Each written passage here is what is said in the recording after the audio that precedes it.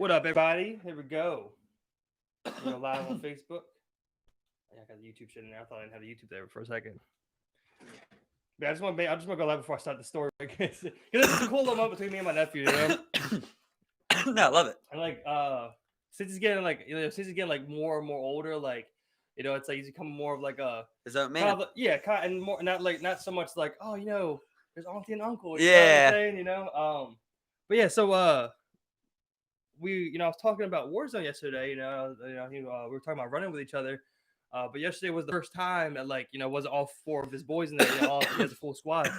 So it's me and his friend, me and his other friend, and we hop on. We're talking in the chat and stuff. And he's playing like downstairs at this moment on the TV and shit. So we're talking in the chat. And he's just like, he's like, yeah, man, we don't get dubs. A lot of times what we'll do, we'll run quads and we'll do like kill challenges and stuff. Just because we don't get dubs. I'm like, oh, we're about to get y'all a dub. It's all good, man. And I get you. And they're like, oh, man, I'm not good. We know you're good, man. I'm just like, y'all good, man. It's all good. Let's just play the game, Let's play the game. So we're playing, we start off a little rough. And then eventually we get a nice game where we get to the final circle, where it's a 2v1. And, we got an ugly circle. Dude had the house, so we ended up losing, second place. Damn it. But this is the good part, bro. I remember, because before that, I'm hyping him out. I'm like, y'all could get a win. Y'all can get a dub. When we get to the end of that, he's just like, his friend disconnected, or we've been a 3v1. We might have had a better chance, but his boy disconnected. So he gets back and he's like, oh, man, it was a 2v1. We almost had it, man. We got second place. He's telling his friend, hype up. But he's like, what? Oh, it's crazy. That's awesome. And then he was like, yeah, man, but now we know we can do it. I'm not sure if we can do it with the other two friends, but now we know you can do it, man. Oh man, yeah, that's awesome, man. That is second place. That is so awesome. He's like, I think our highest spot was like 6th. I'm like, y'all can do it, man. And my Clarence is actually really good at the game, bro. Is he? He dropped 7 that game. Yeah. Okay, so he can play. Yeah, he can play. He can definitely play. They just probably aren't good at strategy. It was just a cool. They just probably don't got they need a leader. Yeah, they need a leader in there. They don't got nobody just telling them what to do. Probably the next move. They probably just do a lot of dumb shit. Well, that's what Clarence is, And because I watched him and his friends play the other day, and it's like the best way I can kind of describe it's kind of like they have their Brian, they have their they have those, Clarence is like that leader for them, but it just seems like that they'd been playing so long and never got a dub. They just gave up on getting a dub. That's crazy, isn't it? And so it just felt good because I remember I'm sitting there and before we did this, and I'm telling him oh, y'all could do it, man. It's easy, it's all good. And after that, he was like, yeah, man, but now we know we can do it. I'm sitting, I'm just like, yeah, that's just so awesome to hear, man. You guys can do it, and through a loss, you didn't even have to get the win. They got it through the loss because they were right there. They were on the cusp, And my nephew Clarence knew, we were right there. He had the better position on that final circle. Until the final circle where it starts moving, we had the better position. And they put the other circle on him. So you know that one spot all the way near Lumber where it has that one bridge and the 2 small towns right there, and there's a bridge separating them. Yeah. So we're right by there. We're on the other side where that bunker's up the mountain. Mm-hmm.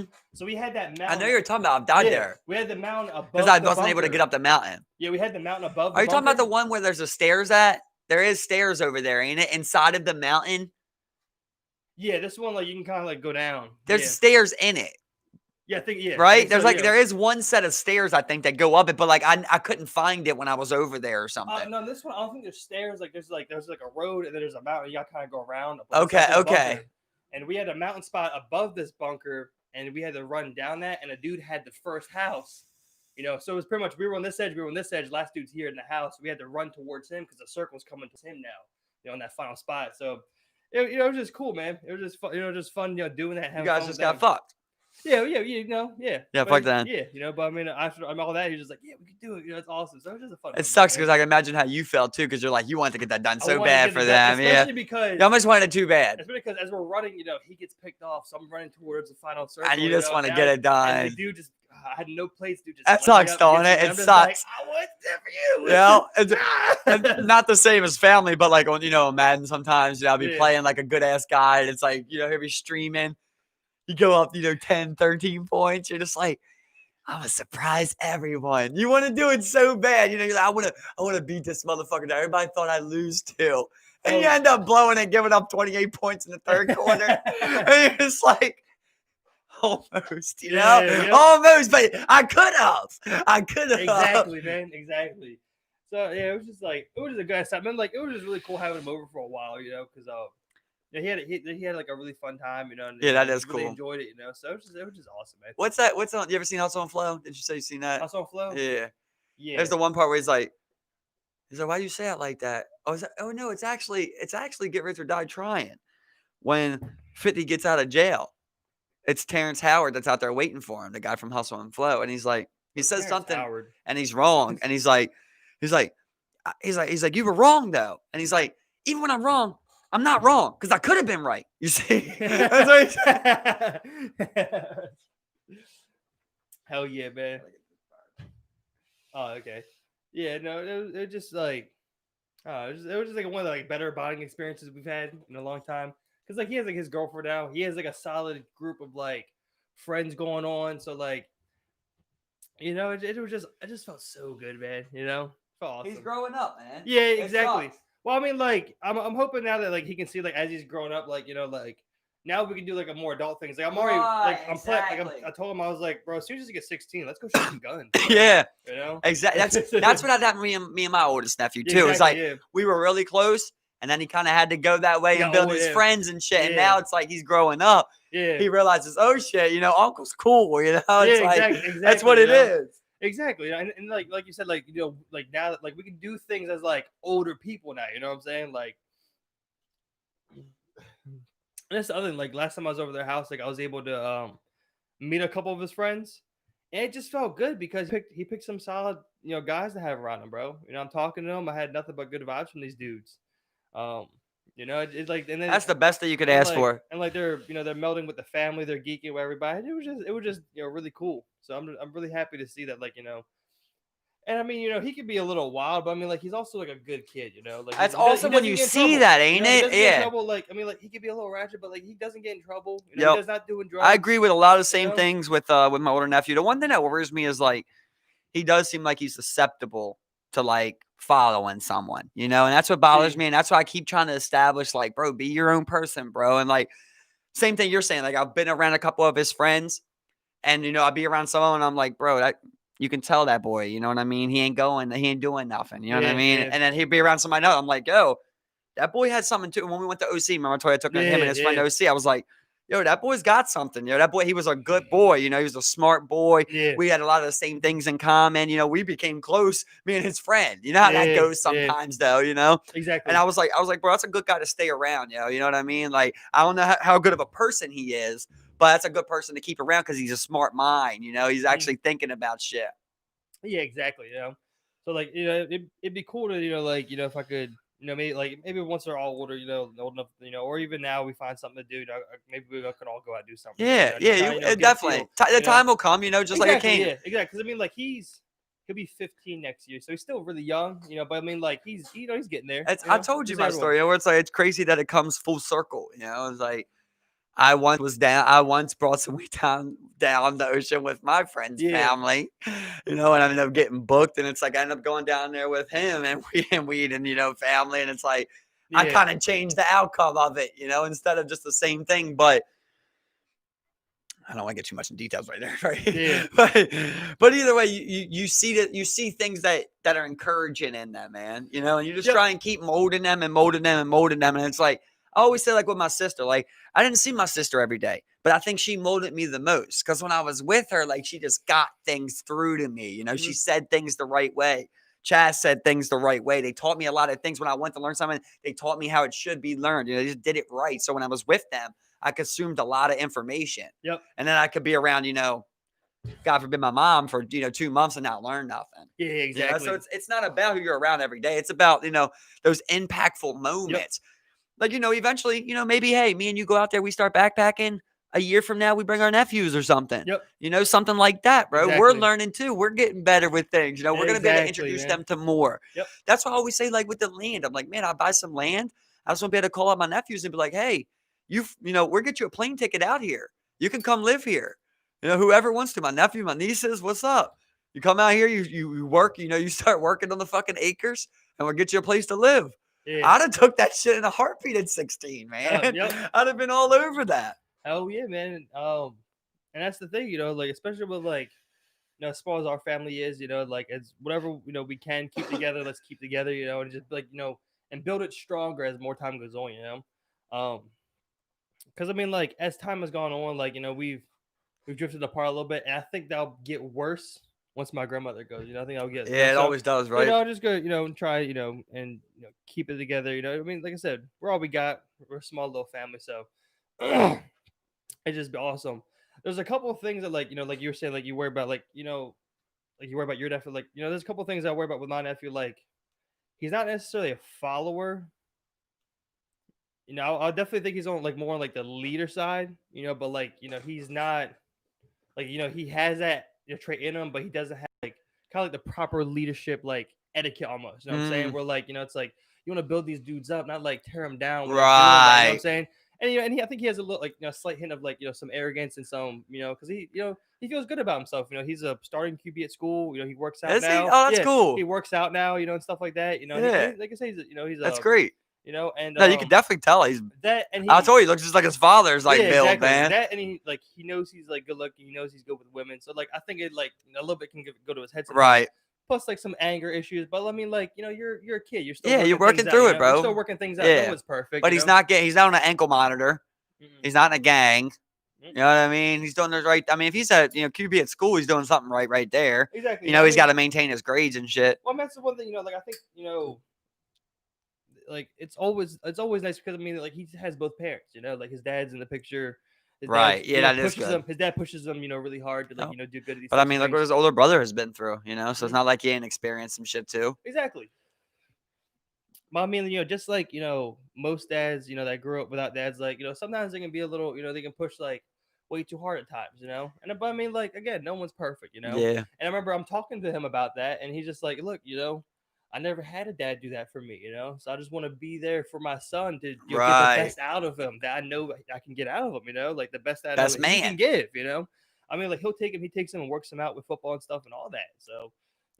No one's ever perfect, So I'm just glad that they're able to have each other. No, I mean that's good. And also when you're that young, man, he could be a leader and just not be good at it yet. Exactly. He's working on it. I was talking to you about that before. Like, I don't think you just wake up tomorrow and go like, I'm gonna be a leader on whatever we're gonna do today. You can do that, but it doesn't mean you're gonna do it right. Like when you constantly take that leadership role, you learn as it goes. And it's like I had to give myself this quote, right? Where I had to put this quote in my own head because I had this flaw. Whereas, like, if I want to take these leadership qualities, you have to embrace everything that comes with it. Yep. So I always had this quote where it's like you take advantage of the generous, but you can't address the generals. And I always said that to myself. And I feel like that's how a lot of people are. Like, if you're a leader amongst a bunch of weak men, you're not a leader. You're just the smartest dummy. Are you still a general? Are you still going to call them shots when you're around CEOs? When you're around, multi-millionaires, are you still going to be that guy? I think that's what's important. That's when you really see someone's character. 100%, bro. Oh, excuse me, my bad. 100%, bro. So I mean, like, and you also, yeah. Thank you, sir. Thank you, sir. I see what you mean by the taste, though. I can taste. It's just that flavor in it. You get, and it's not really. I get the honey, So, yeah. So I get you, man. But I do like them. So hey, when you make it that fat, I think you're good no matter what. Yeah, exactly, man. It's like, well, I was just like, I want to make it easier on myself. Very well. Yeah, you did good. But I also got to say while we're here, before I forget, R.I.P. Ryan Purdy, bro. Definitely R.I.P. Ryan Purdy. The good truly do die young. I guess that's all you got to say about that, man. The real ones do go first, bro. Yeah, that's just how it goes, ain't it? Yeah, I don't know him, so I wasn't, I never. I mean, I'm just like he was around Greektown, so I recognize him though. So I probably met him once or twice, but I never knew him like more than like that, Just a good dude, bro. So, a good dude, and just. I know it's not like personally your loss, but I feel that you were you feel strongly about. So I'm sorry for your loss, bro. Yeah, thank you, but But yeah, I it's don't like need, says I don't feel like exactly. I need that. Yeah, I don't feel exactly. like, Yeah, yeah, his brother and his dad and shit yeah, need exactly. that. Yeah. Yeah, but I don't know them. It's like It just sucks because we had talked, like I said, I was telling you, I've told you about him a few yeah, times. yeah, He yeah. he was basically right there by my job almost every day. It's like I see him every once in a while, Hmm. and it's like he comes up and he's just completely honest, bro. And I never met no addict like that. He was just like we were talking about like all the things that we could do, things that moves he could make, how I could help him, and he's just like, I'm just fucked up, bro. He's like, I'm really fucked up out here. That shit like just really hurt me to hear him say that, because like most of them will just lie. Yeah, And he's just admitting it. It's like, man, he really was a good dude, bro. Like, was a really good dude. Like I was saying on there, like even through all this shit he did, like he never was robbing his friend. You know what I mean? Like he was yeah, never like that, bro. Like nobody would say something bad about him, even being what he was.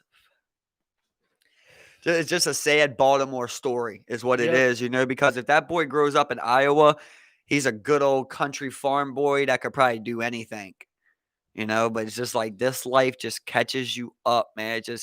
It doesn't matter who you are, man. It fucking catches you up. It can happen to your nephew. It can happen to you tomorrow. It can happen to your grandmom still, like yeah. Well, we was talking about it before with heroin, like that's just a different kind of escape, man, and people get addicted to it and they can't leave it. And it doesn't matter if you're a good person, you're a bad person. That's why, like, I'm just really trying to train myself not to say things like fiend. Like, I'm just trying not to do that. I want to be different than that. I don't want to be that. Nobody wants to be that. Nobody's a yeah, kid and's like, I want to be yeah. a homeless drug addict, man. Nobody, man. And that's the thing, it's like, why are we using derogatories to, uh, describe or put a label on someone in society? Why are we doing that? Like, are we doing that to then, like, separate, like, the kind of like classism? Like, are we doing that to separate each other from, like, It gives you oh, I'm better than that or something? a reason to not want to give them money. You know what I mean? To go, oh, they're going to use that for drugs. That's really, it's the best way I can put it. That's the only thing. It's a scapegoat.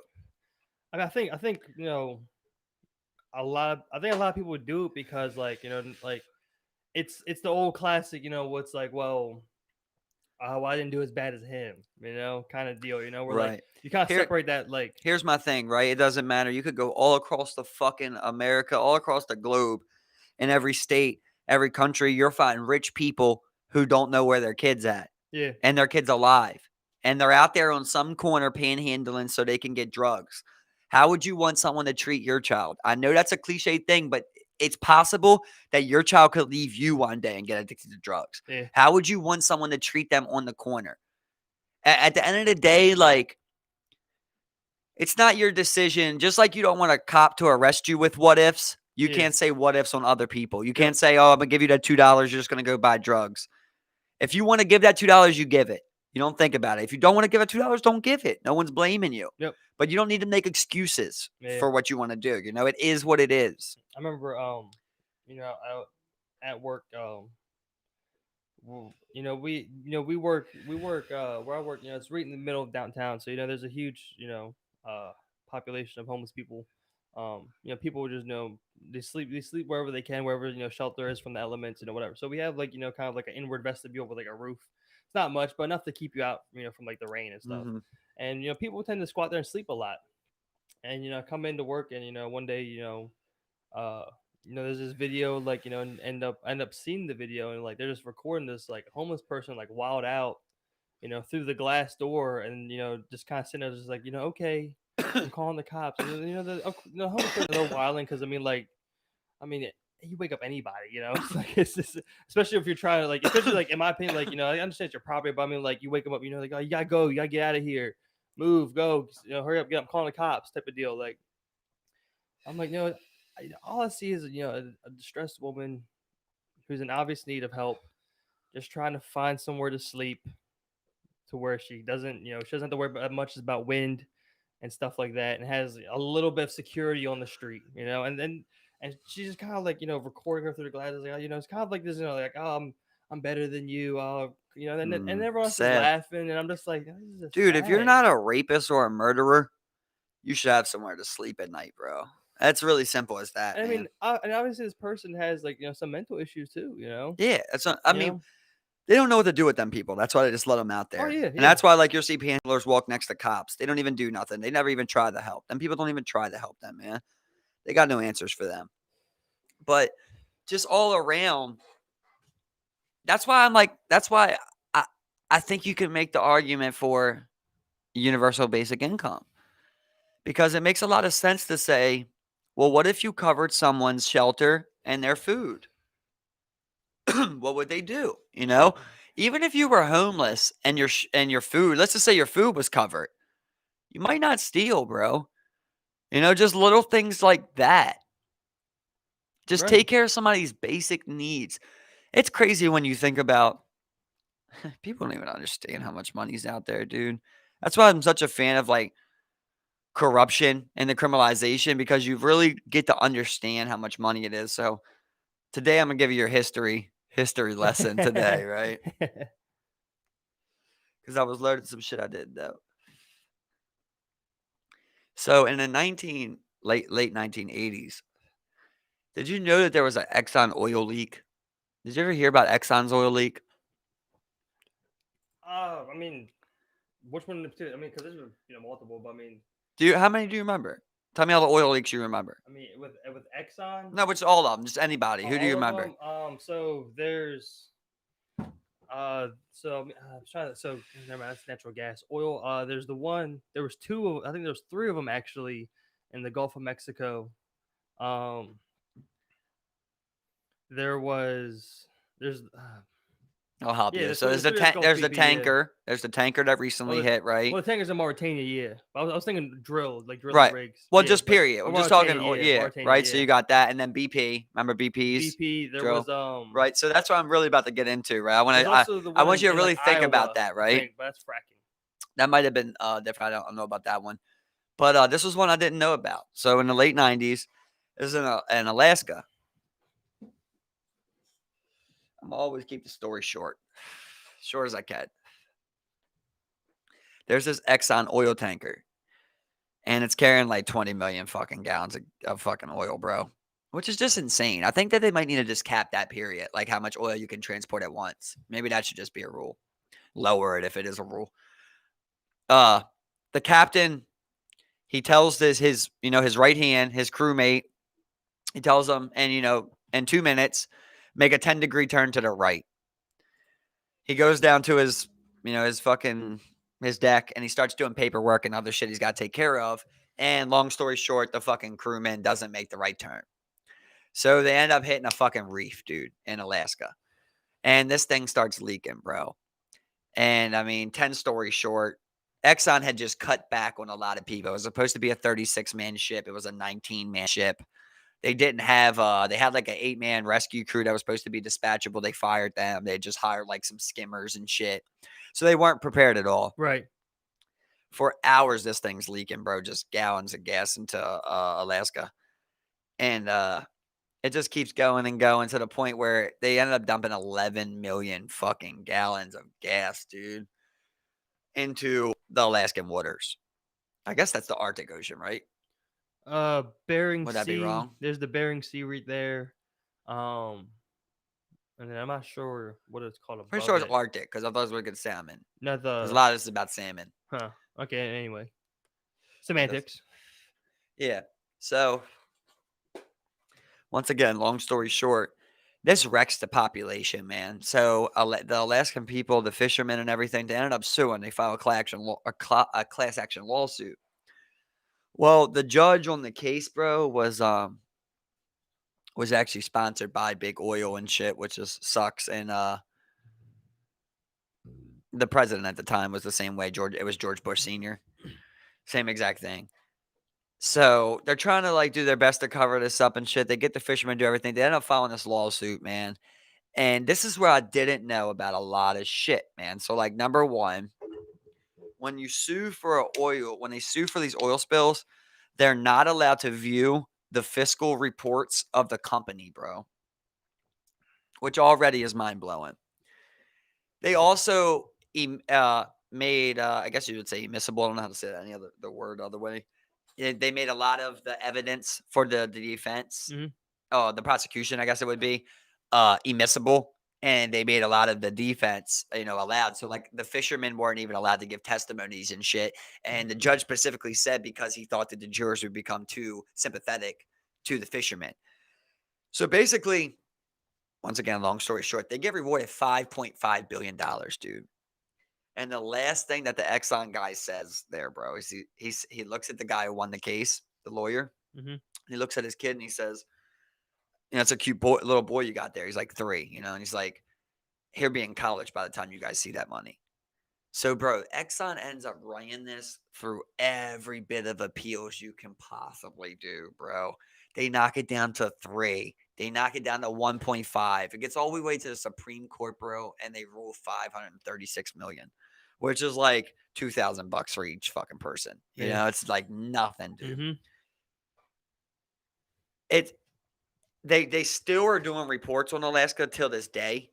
So the reports that came out 5 years after that, bro, here's the problem.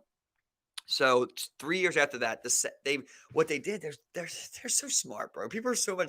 It's funny when you don't know shit. You're so dumb, you know what I mean? But like these people know shit that like you don't know. That bothers me so much. I think that's why I try and learn so much because I hate that like people don't know key shit like this that I don't know. It pisses me off that someone knows this, bro. So they're like, so basically, once the fishermen come in, they don't want to join up with Exxon, but there's like so much oil and it's ruining their lives. So they're like, look, pay us and we're help, basically. So they first of all, Exxon was all wrong about where the oil's going. The fishermen know the fucking sea, so they're like, look, it's already there. It's gonna be here tomorrow. Like that's already different kind of knowledge that like I don't even know how you get, but that's wild. Sailing the sea. But then they're like, the salmon pretty much in that area are gonna be wrecked. They ended up stopping that thing from. I told you it had like 20 million, and it poured 11. They ended up stopping it and getting it out of there. But then they hit it, bro. They hit it in Alaska and fixed it. It's crazy little dirty shit. So they're like, look, those salmon that are already by that ship, they're wrecked. 11 million. There's no way that like they're going to be able to live. But you know where these side, they call them like salmon like Harlems or some shit like that. And it's basically, it's like it has nothing to do with Harlem, but you know what I mean. But yeah, it's like I know what I'm saying. it's basically like a side neighborhood, I guess, for where salmon stay. Yeah. So these fishermen that are in Alaska, bro, they go and hit up all these spots, where these salmon are at to try and protect them, and they actually do end up like protecting those, but that's not enough to replenish the ocean. Yeah. So 3 years after that, bro, they start catching these fish, and they're like, I know the word's kind of banned, but they're like retarded fish, bro. Literally, like they were 20% of the size of what a salmon normally is. And like they had like erratic behavior too. Like that they just like, Yeah. you have to be a fisherman. You have to be a fisherman to understand what that means, right? So they had erratic behavior. So then so here's what Exxon does, bro. So funny. It's so funny. It's not funny, but it's so funny. So basically, all the fishermen are like, bro, we're not selling the salmon. Like, this is, retarded salmon, basically. And we're not going to sell a salmon. So Exxon takes all this salmon, bro. They grind it up. Mind you, this is like in the 90s. So, like, USSR, right? We're going through all this shit, right? They grind it up. They make like 3 billion fucking pounds of canned salmon.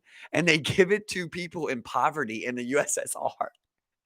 And the Alaskan government, he's like pro-business at this point, the governor that won. Yeah. So he's signing off on the deal, and they're like, we're glad that, the salmon population's back in Alaska.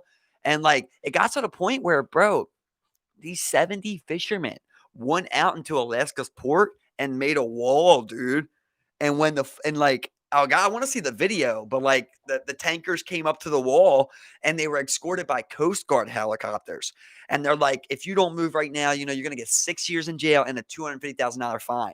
And they all just stayed there. And the fucking oil tankers just turn around, bro. And they got like 8 oil tankers sitting out in the ocean. They don't know where to go with all this oil and shit. Yep. And they end up like, so Exxon's like, look, we're come talk to you. Like fishermen. They're like, look, we're come talk to you. Because I didn't know this, but Alaska's 25% of America's oil.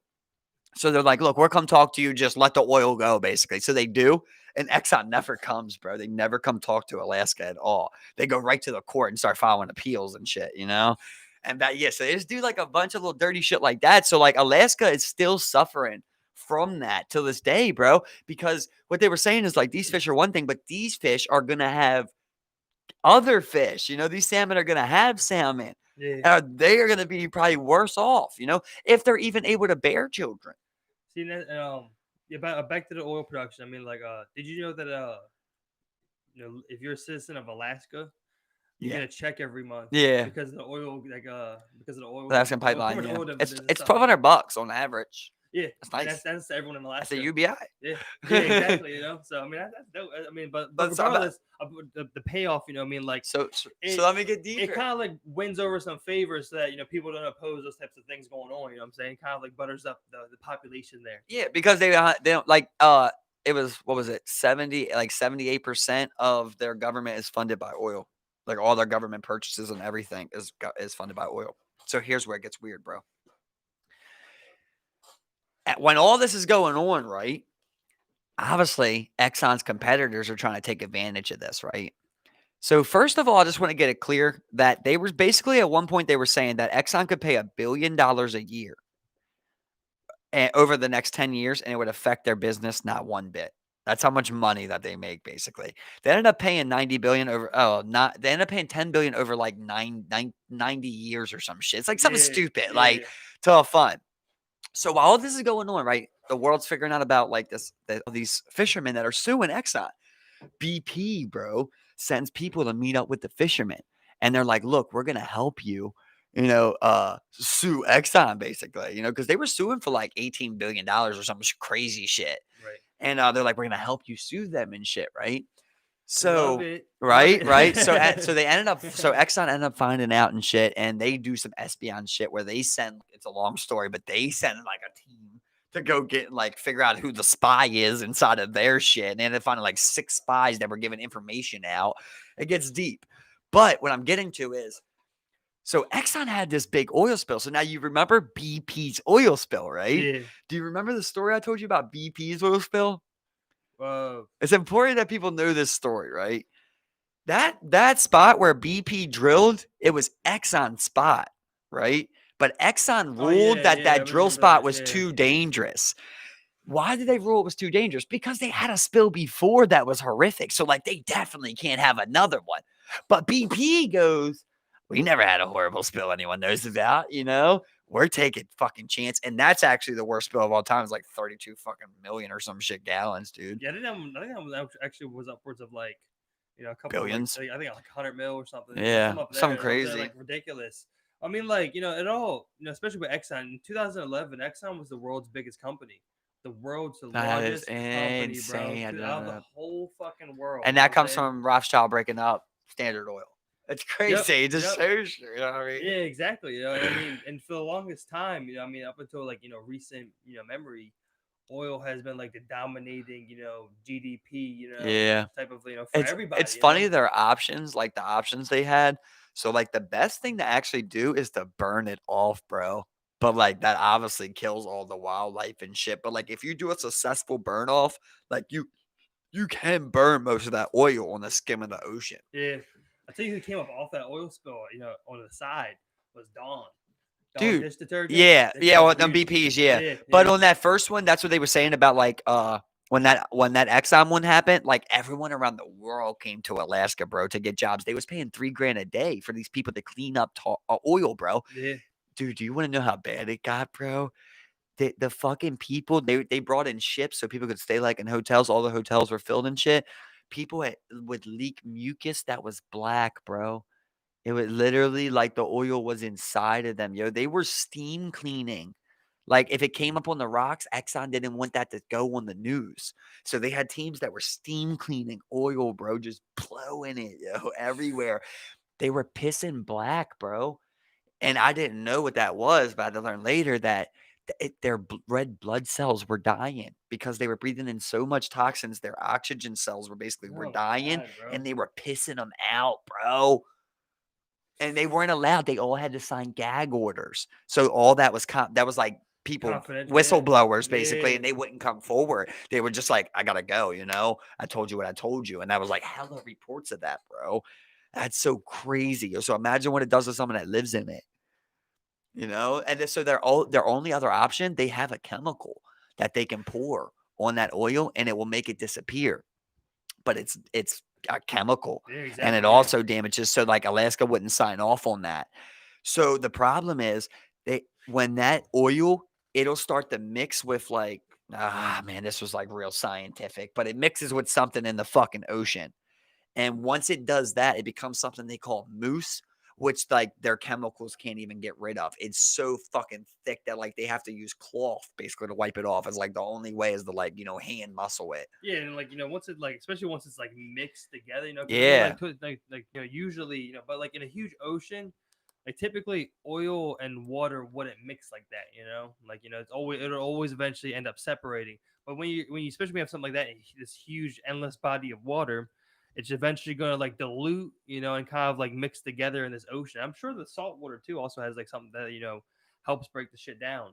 Um, but I mean, like all this is no surprise. I mean, one thing I was thinking about, the whole time you're telling the story is, kind of like like I mean, of course the CEO and all these executive pieces of shit.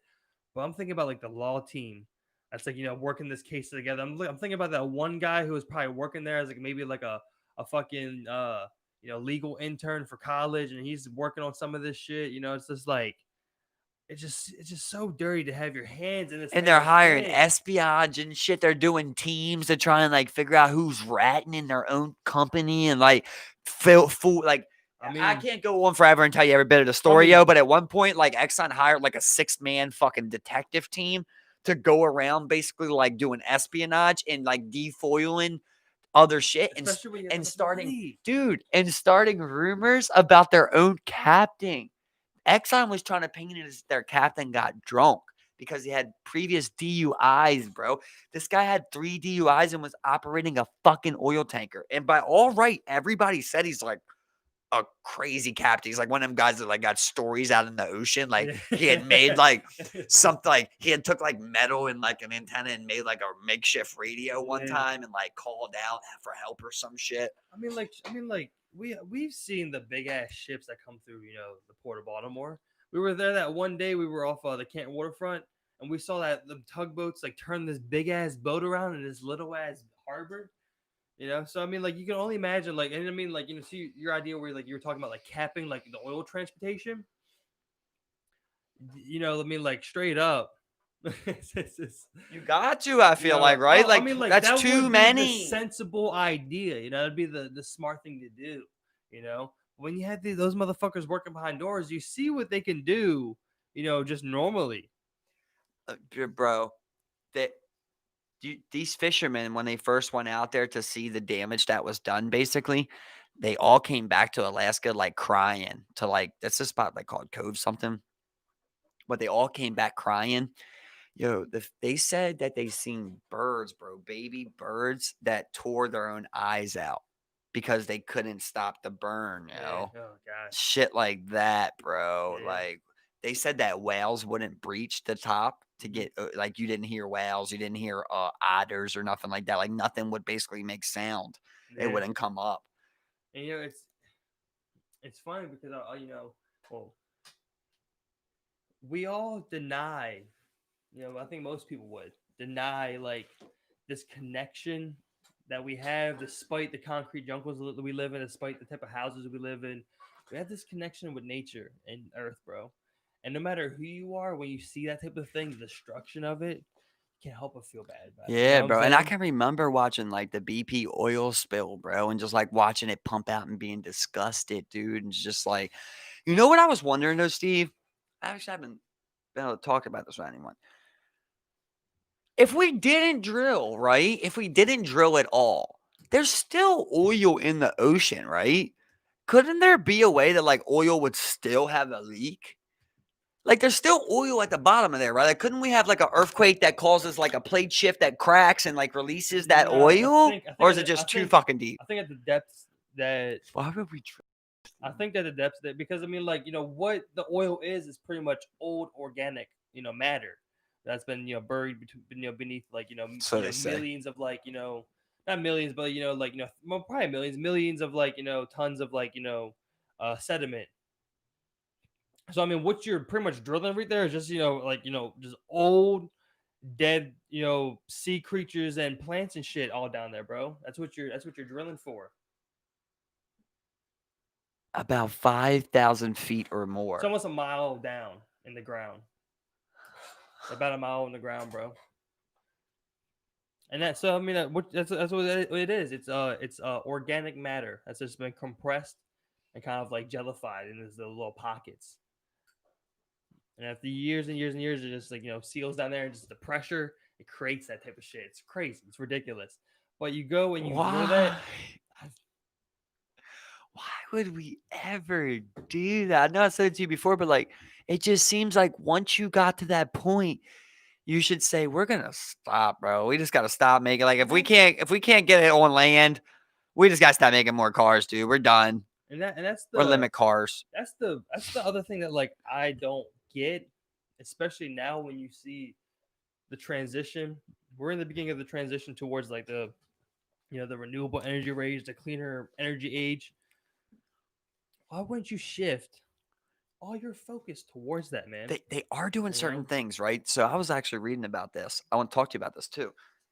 I told you before, like, you see the progression wherever they put the money, you know? So, like, one thing that, like, always was evident was, like, how did people get around all throughout history on the waters, bro, before an engine ever existed?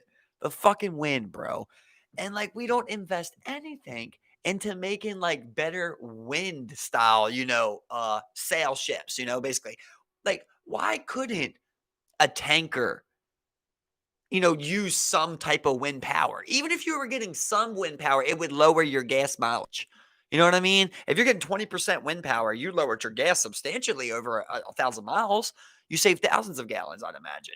Or imagine I mean, I'm not Does sure it how. use the I don't oil think that it has on it? I Does don't. the oil tanker use the oil that it has on it? Is it technically just a big ass gas tank? Could they just It is. I mean, It's good for everyone to have a separate. Wouldn't that be if so it's refined stupid? for ships, Wouldn't that be so stupid though? It's like you got a million. You Yeah, got it'd be 20 million ridiculous. gallons right here, But I and then you mean, got like but a with 1,000 gallons. the wind thing, I don't think technology is there to harness that Well, to that listen, level. they're investing in that. Yeah, They're investing in that. yeah. That's So going to be coming, bro. I Because you think know I think why? anything nuclear powered ships would make more sense. No, the fuck it doesn't, Steven. Steven, did you not just learn your lesson? How many times Bro. do you Japanese gotta fucking go crash something in the ocean before you learn your lesson? Bro, That's listen another up, boy. thing. Hold the fuck That's up. another. Listen the fuck Wait, up, bro. real quick though. Hold the fuck Real up. quick though. Real quick though. I was thinking about something. I wanted to tell you that. Real quick, go ahead. Remember the other day? Don't let that slide. Remember the other day we was talking about? You said Japanese don't drink anything cold. I said Asians don't drink. Asians don't. They don't drink anything cold. I was like, why? Because they use all their ice for tuna.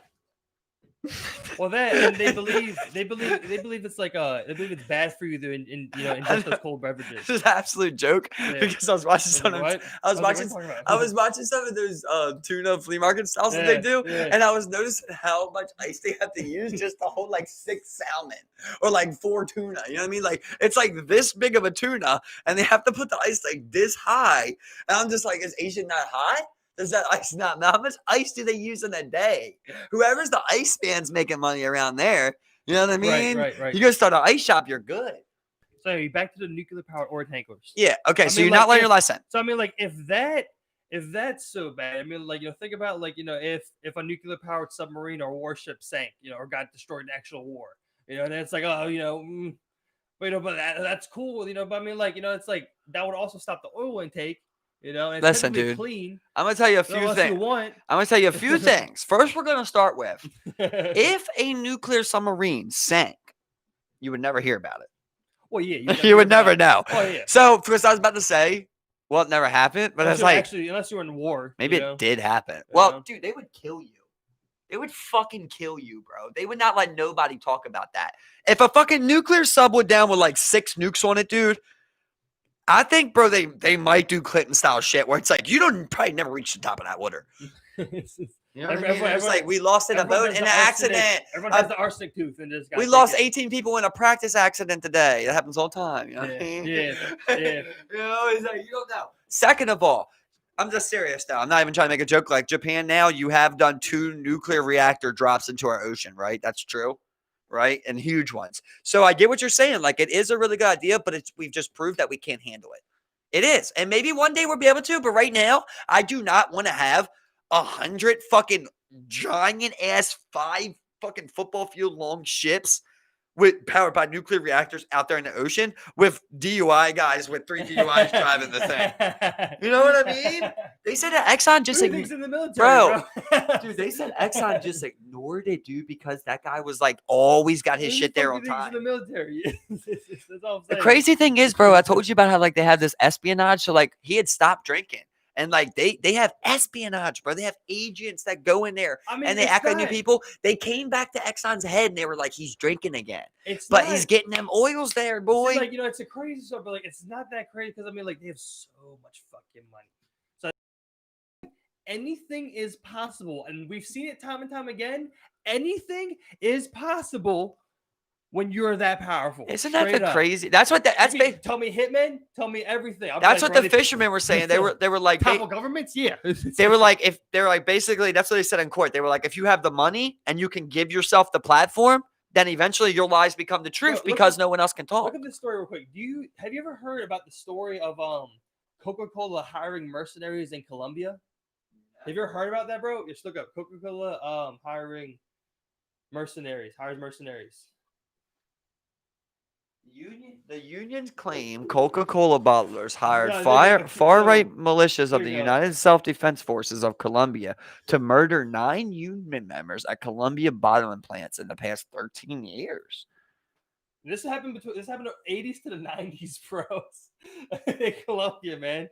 And I mean, this is like one thing that's like, you know, like the one thing they caught. Yeah, and you know, it's 100%. Wow. 100% true. Well, they were accused. I don't think they were ever tried and convicted, but like, wow. Yeah, you know, you have crazy shit. You know, I mean, it's union workers just so they can have like they can take advantage of a labor force. The global soda brand, Coca-Cola in every country, bro.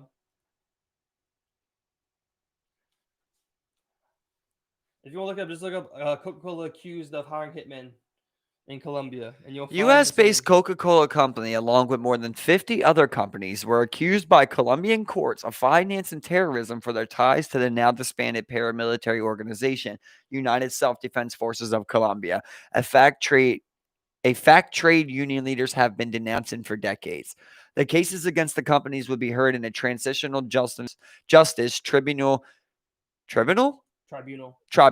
after the peace deal with the Revolutionary Armed Forces of Colombia and the government is signed. Coca-Cola was accused of hiring. I said that. Coca-Cola was accused of. Let's just get this right. Yeah. Coca-Cola was accused of hiring hitmen from the Armed Forces of Colombia between 1990 and 2002 to kill at least 10 labor union leaders who were trying to organize Coca-Cola's plants. UK oil company BP, UK oil company? Yeah, BP's UK, yeah. Why does the UK have that much oil? Also, so they're okay. Well, I no longer fuck with the UK then, right? Okay, fuck it. Has also been taken to court for its funding of AUC. Wow, so BP did it too, along with kidnapping and human right abuses. Yep, man. Wow. Colombia's largest beverage company posted along. It's banana distributor? It's banana distributor of killing union leaders? Chiquita, yeah. They're also super sketch and have a long history in slave labor, bro. Throughout all these countries. Chiquita Banana, I believe, I'm not sure what company owns them. I don't know. But there's crazy shit, bro. That's why the one thing I remember there was a long time ago, I went down this huge rabbit hole of what they call white collar crime, where these corporates and these corporate motherfuckers, workers, you know, people who work on Wall Street, thefts, you know, someone like what the Wolf of Wall Street movie is about. That was something that really happened. You know, people like that. That's white collar crime. I was watching something like this the other day where they were talking about with Nestle, dude.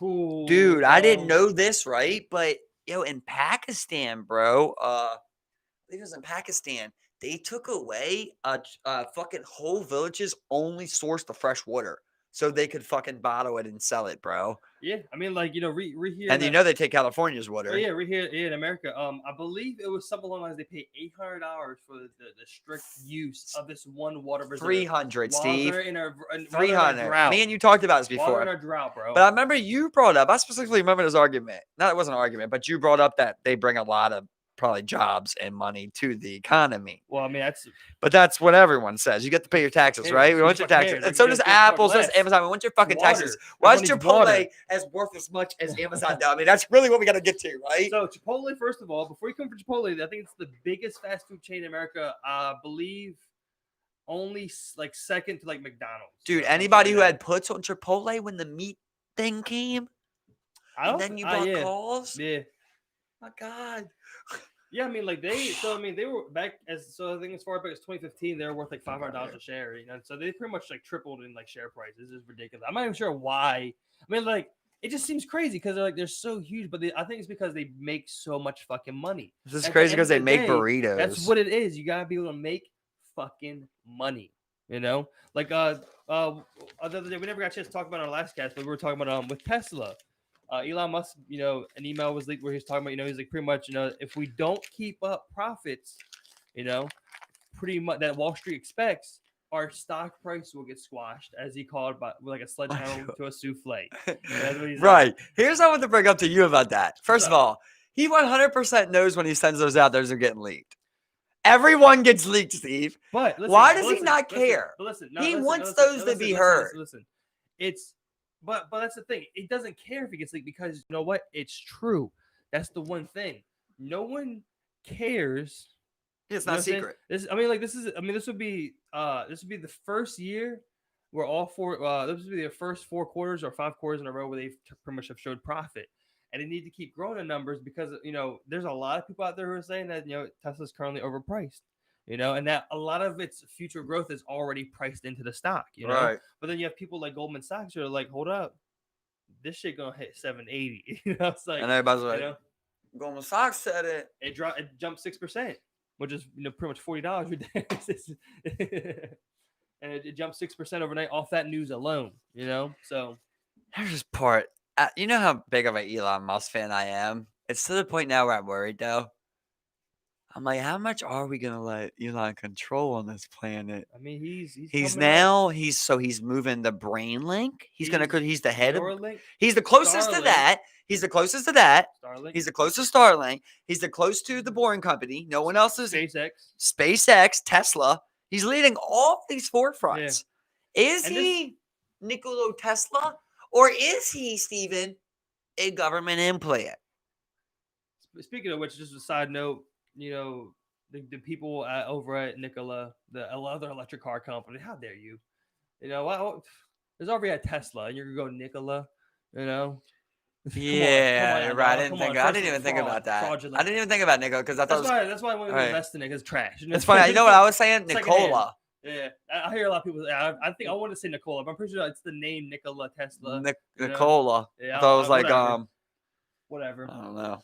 But yeah, you know, it's like he is the leader in most of these things. Where like you know, in the future, you have 2 people. There'll be a Jeff Bezos, and then there'll be an Elon Musk. You know, Jeff Bezos. But Jeff Bezos isn't Elon Musk, right? You get what I'm saying? No, I'm talking about. But let's talk about what Amazon is.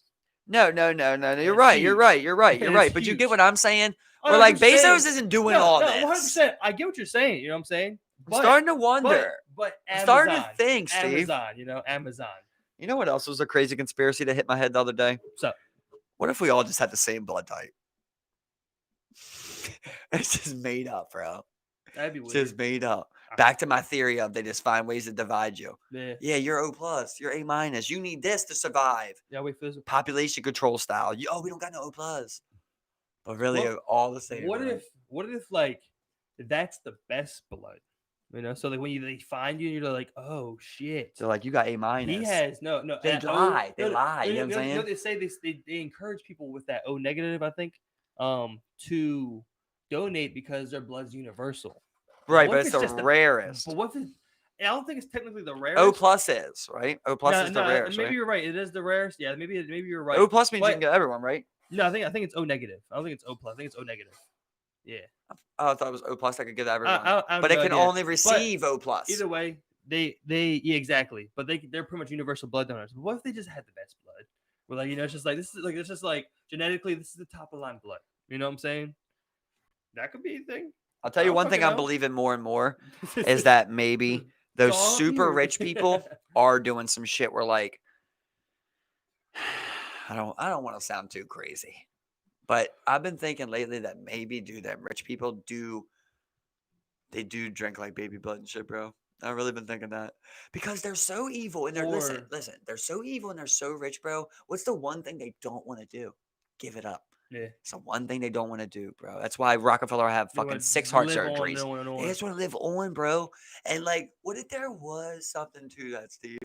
What if there was, bro? I know it sounds crazy, but you don't know. You Yeah, don't know yeah, that, yeah, right? Like exactly. you don't Yeah, know that. yeah. That's the thing. Just I know it sounds crazy, people, but what if, right? Like, and we can go something scientifically if you don't want to go so conspiratorial. We know for a fact that, like, if you're 50 years old and I give you an 18-year-old stem cells, it works better than if I give you a 50-year-old stem cells. Yeah. So I'm already got something right there, right? Because we're going to do stem cell treatment in the future. And you ain't going to be getting 45-year-olds Well, see, stem that's the thing. I cells. don't think you can get stem cells from anywhere else but babies. Yeah, you can get stem cells from a lot of places. No, I think you can only get them from fetuses and fetal matter because when they're pretty much being created, they're all You stem get cells stem cells because from placentas. You get stem cells but I from don't think you can get them umbilical from cords. old people though. You Older get people, placenta. You get stem cells from foreskins all babies, during masturbation. all babies. Though. Yeah. I'm not saying you're wrong. You Yeah, might be I don't right. think it's from I older never people, thought about yeah. it. I think it's just yeah. Might be right. Let's look it up. So I'm thinking like the way I'm thinking about it, just like where would the stem cells be plentiful? Those cells that can turn into any type of tissue. Well, when babies are being created, fetuses, infants, all that type of thing. Yep. Everybody's learning about how do we get stem cells? So embryonic stem cells. So these stem cells come from embryos that are 3 to 5 days old. This stage in embryo is called a blatosis, and has about 150 cells. Oh, so we can get stem cells from the brain, bone marrow. Yeah, okay. So yeah, bone marrow. I know that one. Blood and blood vessels, skeletal muscles, skin, the liver. But is this from? I just think we get the most from babies. I get what you're saying because okay, that happens all the okay. time. You know, Well, then that's why that's why they say, bro, if you go have a baby right now, bro, you will not hear the doctor say placenta one time. They will not even bring it up, bro. Yeah, fight to get. You have to file fucking paper, dude. Like my sister won't even go to like the hospital right now because when she goes there, they're always trying to get my nephew vaccines that she didn't sign up for. She signed up for certain ones that she thought that he should have, and she didn't sign up for other ones. And she was like really good on it too. Like, where's he going? Oh, is he getting that shot? Oh, we told him not to take this shot. She was like really on it.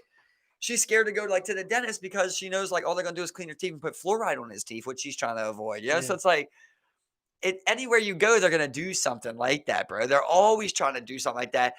So with them babies, they want to give you that circumcision. Like my argument for circumcision was I don't want anybody to feel bad about themselves because like they're different in that way. But I do get what the argument is. Like naturally, you probably shouldn't be circumcised.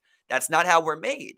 However, there's a lot of people that are, and I don't think it's the worst thing in the world. I don't like it. I don't like it, but I don't think it's the worst thing in the world. But that is a way that they probably rob people of stem cells every fucking day.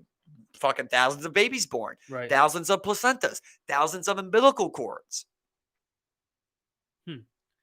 I mean, like you'd imagine so because like that's where like where else can you get them? Besides like maybe in I don't want to say, but like an abortion clinic or something along those lines. Yeah, bro. Like where else would you get? Well, I mean, like, and those things are so valuable. Well, they tell you in vaccines, there's baby embryos. That's bro. About that one, bro. Bro, yes, bro. Yeah, so look that up because I don't know about that one. That's how the body takes a vaccine. Because I mean, like you think about how many embryos you'd need. No, I don't think it's like that. Maybe I'm not using the right word. Yeah, I don't think you are because embryos, nah. What did I say? Vaccine. And vaccine, yeah.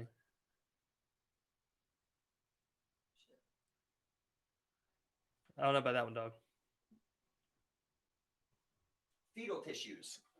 Fetal tissue. Well, let's see. See the rubella food. The rabies vaccine are all made by growing the viruses in fetal embryo fibroblast cells. Are cells that need to hold skin and other connective tissue. The fetal embryo fibroblast cells used to grow vaccine viruses were first obtained from the elective termination of 2 pregnancies in the early 1960s. These same embryonic cells obtained from the early 1960s have continued to grow in a laboratory and are used to make. So, okay, so they don't harvest these embryos and put them. Steven, Hold on, hold on, hold on, Steven. hold on, hold on, hold on, hold on, hold on. What? What are you saying? Just because they give you something, there's a gray in there, bro. There's a black and there's a white of what you're reading, and there's a gray, right? No, because this makes sense because it's the same thing at what they call it, the Henrietta Lacks cells. You know what I'm saying? Because what they're able to do, they're able to replicate those from that one specific set, and then continue to, and then they're able to pretty much, the whole thing with that is that You think so? Every vaccine you think comes from them? Because they're just naming certain ones right there. The MMR vaccine, well, hepatitis. Yeah, this is these ones. That's these ones that came from those embryos, Yeah. right? But that's what they use. So I was right? They do use embryos to give a vaccine. Well, I mean, in these two, I mean, like there's a baby embryo in that vaccine. It doesn't matter. There's a baby. We can look up the other vaccines. I don't know if all of them have it, but I mean, this one. Okay, yeah, you're right. This one has them. Yeah, there's a baby embryo in the vaccine. Hepatitis A. But I think to say that would be kind of like, it's almost misleading in a sense where like it almost paints a picture of like them harvesting like fresh embryos where like it's like a replication, almost like a cloning process of those cells. Okay, well they still are harvesting. Embryos nonetheless. They still are harvesting. Embryos nonetheless. They still are harvesting, right? Right. I mean, thank you. Okay, embryos nonetheless, but they still are harvested there, right? Because think about this, right? Everyone's not for abortion, but you're creating a baby over and over to kill it. That's basically what you're doing. Embryos aren't babies, though. Okay, then abortion ain't murder. Yeah. I mean, okay. But that's what I'm saying. I'm not saying that's our argument. I'm saying that's the argument. They say. I was just like, you hit on a point. I was like, okay, cool. Yeah, it's not murder.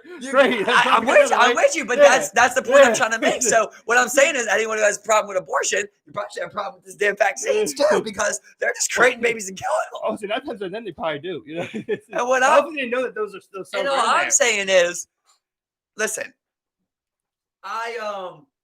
That's crazy. Right now, That's crazy though, man. Yeah, thank you. Fetal cells. Yes, but what I'm trying to say is like, once again, I'm not going to try and go too conspiratorial, right? But like right now, I shit my pants. I tell you I got to go to the bathroom, right? Or I say something dumb. I try to make a joke, right? You always try and when someone got you, right? We know you're distributing these vaccines. We know what you had to put in them. You're going to admit to it. It doesn't mean you're telling me the full truth. It doesn't. What's the thing? This is what they do. They use all this medical jargon, instead of just saying like, outright what it is. It's like you just use jargon. Jargon's word. Nomenclature? Is that what you want? It's what do you want? Go to another one real quick. Let's click another one. Well, I don't want to go to like some sketchy website. But I mean, like, .edu is usually a good start. Well, one below that. You don't want a .com or .org, Georgetown University. I mean. Okay, so some of the vaccines currently used to prevent diseases such as rubella, measles, rabies, polio vaccine looks like. I believe. Polio, right? Hepatitis A, chickenpox, smallpox are produced in tissues from human abortions. Fuck you, Steve. A dead or attuned live virus are introduced to the patient's body to activate the body's defenses against the virus without becoming ill. Thus, if the patient subsequently enters in contact with live, okay, that's just what a vaccine is. To prepare a vaccine, the viruses must be cultured in. Okay, so go down real quick. There we go. Cells using. Okay, let's go to this real quick. Let's read this. Well, before we get all of those different, read it out loud. Don't do that little thing. Read it so people can hear it. I'm gonna read. I got you. No, because that one before that was just about the vaccine makeup, bro. Chill out. Bro, it's admitting to you. What else? I'm gonna read it, dog. I was talking about the one up there above it. You're like, read it. So I'll just read it, skimming through the one about what the vaccine was. What up? What? How many times do you need them to tell you? Because this is the second time. Can I read it out loud? I don't understand. Like, I haven't even read it. You asked me to read it real quick. Bro, I see that. Okay, yeah, but when you were saying, I see that. You already dog. read it. I see exactly. I see that part. But when the one you were talking about me skimming through, it was actually talking about what the virus, like how it the virus vaccine works. That's what I was skimming through real quick. So I was gonna read the next part because that's the one about the aborted fetuses. I'm saying I'm gonna read it out loud. I'm saying if you're gonna read anything, read it out loud. That's what I'm saying. I'm gonna read the next one because that's the important. Everyone knows how vaccines work because the virus is introduced in apparently you didn't. You didn't know baby emperors were in there. You didn't know baby emperors were in there. Hold up. So not everybody knows. Hold up. How they're made, what's in them, but how everyone knows the general idea that the virus is in the vaccine. That's what. But you don't know how to transport it to you. You didn't know that. You did not know that. I know the makeup was a baby embryo was in your vaccine. You did not know that. I know that. what it was made of. So you would believe that most people don't know that, right? I didn't say that part. I said, well, how the vaccine works, because that's the part I was reading right there. That's what I was talking about. I don't understand. Okay, hold on. Let me read this next part. Okay. Read your cells part. used and vaccines produced using aborted fetuses. The most widely used fetal cells are WI38 MR. Now I want to see what these are. WI38 and MRC5. The MI38 cells were derived from Leonard Hayflick in 1962 from the lung of a 3-month female fetus.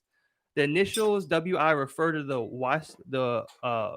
Wistar Institute, a body of the University of Pennsylvania, Philadelphia, and number 38 to the fetus from which the cells were obtained. MRC5 cells were obtained in 1966 from the lungs of a 14-week male fetus. So you have female and male fetal cells right there, which is interesting. The initial MRC indicate Medical Research Council, a body from London. Other cells derived from the surgically aborted fetuses are, and then they list all those. See, like they have all the different names for the ones obtained from lungs, skin, muscle, kidney, heart, thymus, and thyroids, liver, and small intestine right there. Wow. You get it. Yeah, but I understand. Anyway, about going into what happened before. Yeah, I was reading that. Yeah. Everything you read said it. Yeah, that's what I'm saying. Everything you haven't found. We just want 2 different spots. Every single thing you're reading is telling you that it's in there. Yeah, and I get that. I wasn't arguing any of that, dog. But the part I was skimming through was just talking about how the vaccine is I wasn't arguing if you did. I was arguing the part where you said everybody. It was like that you were like, well, read it out loud so people can hear, not the skimming stuff. I was just skimming the one part because you said everybody knows how vaccines work. So I'm saying I said the general idea of how vaccines work in the body, where the virus is introduced. I don't think people know so that. That part, bro. I don't think most people know that. Bro, I'd say 50%. About the flu shot. I'll say 50% because of how hard the flu shot's pushed, and everyone knows you get the flu strain that year. Everyone would knows that. I don't think they know why. I think you were right. To a lot of people are just like, yeah, you get the flu. Just like how like COVID would be in the COVID virus. I think most people say you get susceptible to it. Yeah, I would say most people know that. Okay, I'll give you 60.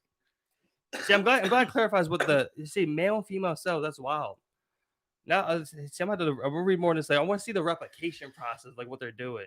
I don't know if you can hook that up to that. No, we have to put the USB into there. We should get a separate one. Yeah, cool. Yeah, you can operate it right there. $10. $10, dog. This little fucking wireless thing. See, that's crazy. That's interesting though, right, bro? But I mean, I'm just trying to prove the point that like you thought that was conspiracy. You know what I mean? I never heard that before. I mean, you never heard if you heard that, you like when I said that, you thought that was like something I had heard as conspiracy. Well, first thing I was thinking was like they take like abortions and like and just put that into a vaccine. I'm just like, how do you even do that? Like it's that's where you're going to deeper conspiracy. But anyway, like I said, I want to see how like they replicate these things. Because I mean, like, and which ones you would use in what part? Because they have different cells from different parts of the thing. That's crazy, man.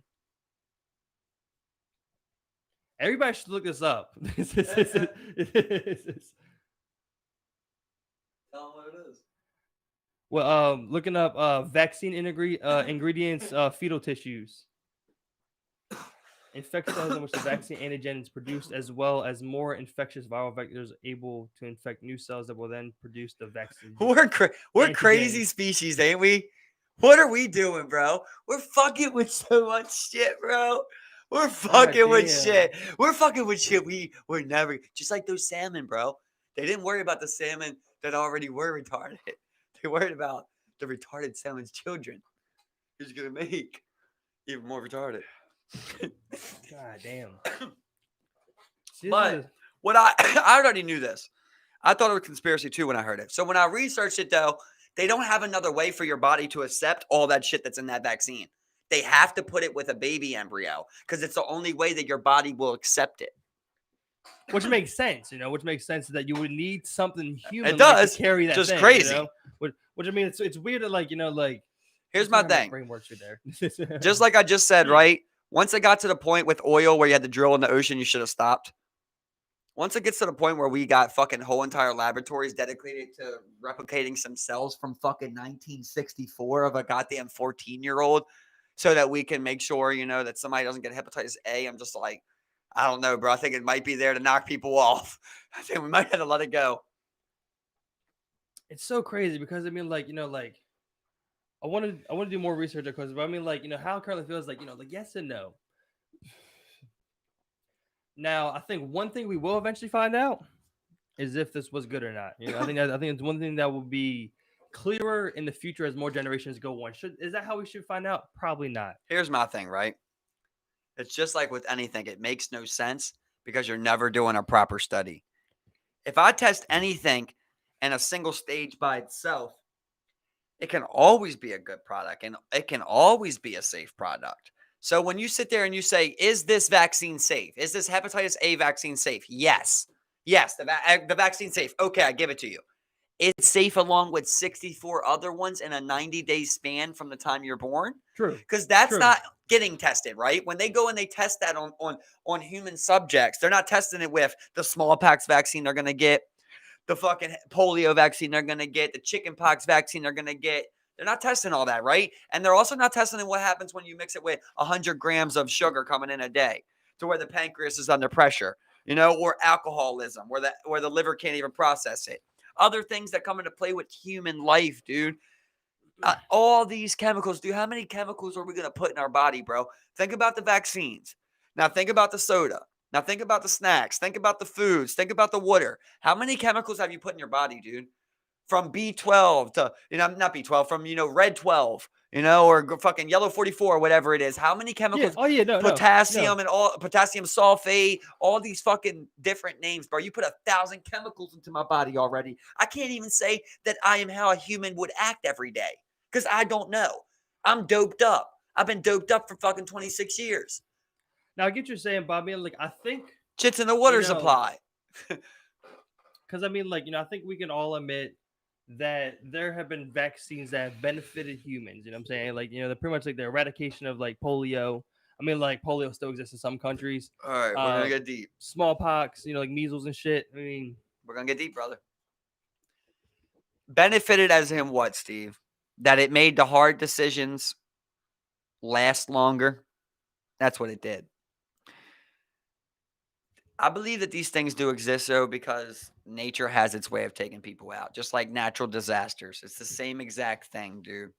And I know people don't like to hear it, and I always got to say that before I say it, but the people that used to be slow in the tribe used to get left, dude. You had to keep up, or you got left because you made the tribe weaker, bro. But listen, now, hold up. Listen, let me interject real quick. Is you'll get away what from it a little bit. is sometimes. Now listen. Well, look, listen. Yeah, that's a very valid point, and we can apply it to a lot of things. But when your strongest members are affected by a virus that can be defeated, you know what I'm saying, and can prolong us to do things. You know what I mean? Let's do this. I love what you just keep walking me right into more, baby. Let's look at some of our strongest members, like Bob Marley. Right? You look at him as a strong figure in history. I mean, I guess I mean, like I'm gonna go. He made music. I could go. Great music. He was an artist. He was much more than that. So, he was much more than just an artist. He was like basically a figure. Well, he's a cultural icon. He's a cultural icon. Yeah. You know what I'm saying? I mean, he's bigger than legend. You know what I mean? I don't know what you want to say. He went against surgery for his cancer. Because I don't know the exact details, but the rumor is that not the rumor, but the theory is that Rastafaris aren't allowed to actually have surgeries like that. It's something along the lines of that. Like, there's only certain ones or some shit. So, they said his cancer started in his toe, and he just never got it treated because he just didn't believe in that, and just basically, I guess, used herbal medicine or whatever, and it ended up going up his body. Same thing with Einstein, apparently. Einstein has a quote. I might not say it exactly, but he once said, I believe to artificially sustain human life is distasteful. Something along the lines of that, where it's like naturally when your time is to go, bro, it's your time to go. And when you want to do things to fuck with your path, bro, you're going to bring other things into your life. Because sometimes you're not supposed to be there, bro. And you did some shit that kept you there, and it was your time to go. And that's why I said all you did was make the hard decisions longer. You didn't want to say on that 14-year-old, hey, we got to pull the plug. Yeah, and But at the end of the day, you're going to have to say to a 44-year-old, we got to pull the plug. and this is the thing, this is under the impression that all of this is correct, and the one thing about both sides is that only time will tell which one is actually correct. You know what I'm saying? Because like the way I look at with things, yeah, there's definitely a lot of manipulation of lots of information, and there's definitely lots of fucked up shit out there. There's definitely lots of things we shouldn't be doing. You know what I'm saying? Um, but like I think things like medical intervention, because I mean we can look at it in a spiritual aspect, and we can look at it I in totally this type get of you, thing of dude. like You guys don't that, want a 7-year-old with polio. well, I mean, yeah, And a discussion, really, right? You don't want that. Nobody wants that. I get it. yeah, but I mean, like it's like like it's like kind of like the way you talk about it is like this impression of like that is correct. You know what I mean? Like, and this thing is like we could be Right. in a universe that works in a very opposite way where things Right. aren't as Right. I'm such seeing it as so is, I yeah, guess. yeah. I'm So I not mean, like, picturing utopia on this and that's the thing. I standpoint. love it, and it's Because also and I agree with you on a lot of different things, but like it's crazy because like it's just like who's the like to But really listen, know and say. I think only like time will tell with the damage that we do. well, Like same thing with like birth I'm control just a stuff. guy when it's like when you don't have a solution for me, though, then I'm going to go back to nature's instinct. I'm going to go back to natural instinct, natural selection, right? Yeah. Oh So yeah. we Yeah. just talked. Same. We Yeah. just talked Yep. about earlier with all Yeah. the homeless, right? Mhm. We just talked about what's one of their main issues. It's addiction and it's mental health, right? Because they don't know what to do with those people. Mhm. They don't know what to do with them, bro. They don't have an answer. Once again, I know people don't want to hear it, but usually those people would not be sustained. Yeah. Or yeah. To Yeah. say the best They way. want to It just hear. wouldn't. Yeah. And the world that we're in nowadays allows that. And it's Yep. great. And I love everybody. I think everybody has something to offer. And I want what you're talking about. But what I see is a lot of people being neglected, a lot of people in pain. And I don't believe that death is like an ultimate loss, man. Sometimes it might be a gain, Yeah. bro. Yeah. I talked to you before about assisted Yeah. suicide, Like like sometimes I think so. that might be the best thing for that soul at that Let time. me hop over here, man, because I mean, and I think a lot of people over time have had the same feeling. I think a lot of people had, in different capacities, on in different ideas on how to tackle certain things, and I think doctors and people trying to figure, like, they thought the same thing. They're like, there's a way that I can fix this, and I think that's just kind of like a natural human intervention trying to fix something. You know what I mean? Like, and I mean, yeah, we've spun out of control with a lot of different things where you have, where you're pumping oil just to feed our endless need for, combustion engines and shit and gasoline and fuel and shit like that. We thought, it's like, okay, well now, I can get this shipment of goods from Baltimore to California, way quicker than a horse and wagon. It was like, people were trying to fix things, make things better for people. And I mean, along the way, we definitely lost our way. Along the way, we Right. pushed too far. And everything you You know? said, that's okay. And no, Yeah, I'm not yeah, blaming them, and I yeah, don't blame nobody for yeah, doing all of yeah. that, bro. You did the right thing. And now we're learning. Yep. But here's the Yeah. thing. Listen to us. Congress, 60-year-olds, boomers, if you want to say. Listen to us. We're learning, bro. And we're not blaming you guys for what happened. It is what it is. You guys did the correct thing in trying to gain, trying to create, trying to Yeah. evolve. It's doing damage at this point. It's to the point where it's overcoming we can't sustain it anymore. And you Yeah. gotta listen to that and understand, we gotta figure out other solutions. And I mean, like, before I want to say like the 1900s, I mean, we had big cities, that was the thing, we had big cities, but they weren't huge, they were big, but they then they were like on the cusp of being crazy. And then like, everyone's sitting there just like, New York, they're sitting there like, look, we're gonna build this shit up. You see the skyline change from like 1900 to like 1920 because they enacted this plan to make the New York like the economic hub. You know that like it was Mm-hmm. like destined to be pretty much because it had like the perfect port, had rivers up towards like New England and shit, had the Hudson let you go farther inland and shit. So it was like the perfect place for us on the coast. And along the way we were just like, look, we need more space to kind of like do this. This is the way. And then greed, you know, evil, kind of like seeped into that. I mean, there's always Mm-hmm. been evil, but I mean, like we've lost our way, and And, it's like an abuse, uh, exploitation. and think about this, right? Like exactly what you're saying. We figured out a way to drill into the ocean and get oil, but we can't figure out a way to get rid of rats. You know what I mean? Like there's certain things, certain very simple things. Like we can't stop all the suicide. We can't stop the gun violence. Like we can't seem to stop things that should be simple. The personal like rats really well, this many people you're gonna go crazy, but like rats come down to personal hygiene and like systematic money spending to pick up the trash and taking care of it and having solutions for it Yeah. and shit. Yep. It's a long process, Yeah. but we don't do very good with Yeah. it. You can't pick up anyone trash once a week, I think. Yeah. Like, I think there has to be something where like in future neighborhoods, they create the trash deposit there and like people are responsible of getting rid of their own trash. I think that's what we're gonna have to do because like the system just isn't working there. You know? I mean, waste needs to could be cut back a lot. Yeah, You waste know, is definitely a big waste. issue. But as Yeah. far as like just with the waste we have, we're not eliminating it properly. We're not getting rid of it quick enough. We need at least like really trash should be coming like 3 times a week, or at least two in a recycle, something like that. My trash comes Yeah, I once a mean, I week. don't I don't think the answer is to pick up more trash. It's to create ways to generate less trash and food waste and shit like that. I mean, you have countries who enact things like with like supermarkets. They can't just throw out old food. They have to donate it or give it away or do something with it. You can't just toss it out, shit like that. You Did, need to try shit like that. did you You know notice anything this year with the flies? what do you Did you mean like notice that? like what what do you A mean? lot of people noticed it, but there was tons more flies in Baltimore this year, I had bro. lots of Like there fruit was a flies this crazy year. amount. Why? Well, I mean, this year in particular, I Because they mean, stopped picking up the yeah, they stopped trash, picking it up because of bro. COVID. Yeah, It goes hand in hand, man. I'm not saying it's the best option, but I'm saying for what we got right now, they need to be doing more trash pickups. You have a home like I'm yeah. not For gonna what we got say going right now, yeah, I yeah, have you have homes on my block that have 10 people in it, bro. Their trash is filled in one day. yeah, And you're saying that you only want them to use the green trash cans, but you only give them one trash can. And the rats chew through that. yeah.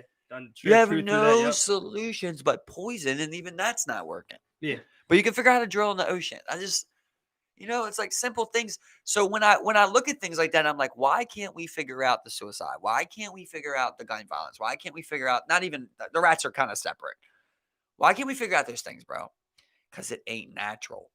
There is no answer sometimes, bro. It ain't supposed to be 10,000 people, 50,000 people all going to yeah, the same yeah. schools, Yep. all on the same social media, being able to track each other And I 24/7, mean, seeing each other, trying and to like maintain images. depending on that, I mean, you're still depending where you're from, you are also working in a system that's ancient and was created by racist, you know, To say just to one say of the their least, flawed qualities. And then when you come up with things, I mean, like every day, because of this population boom, the type of way we're living, you are being faced with new problems that require creative new solutions that the world and humankind has never seen before. Okay, let me ask you a hard question.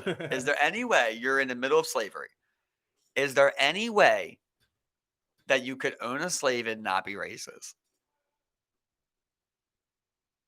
I don't think so. I mean, because I mean, there were people that didn't that wouldn't use slave labor. I mean, but Were there people? yeah, You've heard about that? I mean, there not everyone used slave labor. in Right, because you're thinking, what made you use slave for, labor, right? if they had that. Well, first of all, if they had enough money, they might have. But right, It's legal. at least a maid or something. At Yeah. least a maid or something. But you're thinking, why did you even need slave labor? Well, it's greed. It's like you're trying to make more money. You're trying not to pay. You're not trying to pay. And pay Like more I was workers, telling you before about like how they call it King Cotton. Like all the millionaires in the 1800s in America, they were all plantation owners, cotton Yeah. plantation owners. We supplied most of the world's cotton. Yeah, and that's why, like, the South was in such huge revolt, about you know slavery, because you would be taken away, like, most states economies, Yeah. and they're And they're huge profit they margins. track that money, bro, and it's like that money only increased the land because they never got their land taken, things It would like just, that. You know what I mean? yeah, it That would that just. land and real estate still only I mean, increased. you'd be lucky to even have law enforcement show up at your house, because You'd be- you were so back in the fucking Dude, cut. There was right. the closest city was 100 miles away. You'd be lucky if the fucking plantation owner told you slavery was abolished, because that was a thing, That was a dude. long thing. Yeah. There was one guy who was a slave 40 years after it was abolished, Bro, bro. there was this dude. He was a slave, I believe, in Florida up until like 1940 or some shit, bro. Yeah. I don't know his name. It was like 1940 or 50, bro. It might even be later after that. I just remember it being some crazy ass shit. Okay, so I'm not exactly sure. I had to search this. just look up man was slave for until 1950s or something. Slave until like someone said 1963. Yeah, that might. See, I mean, even then. Yeah, there you go. Yep. And that probably you got. So what's that say? 1960s.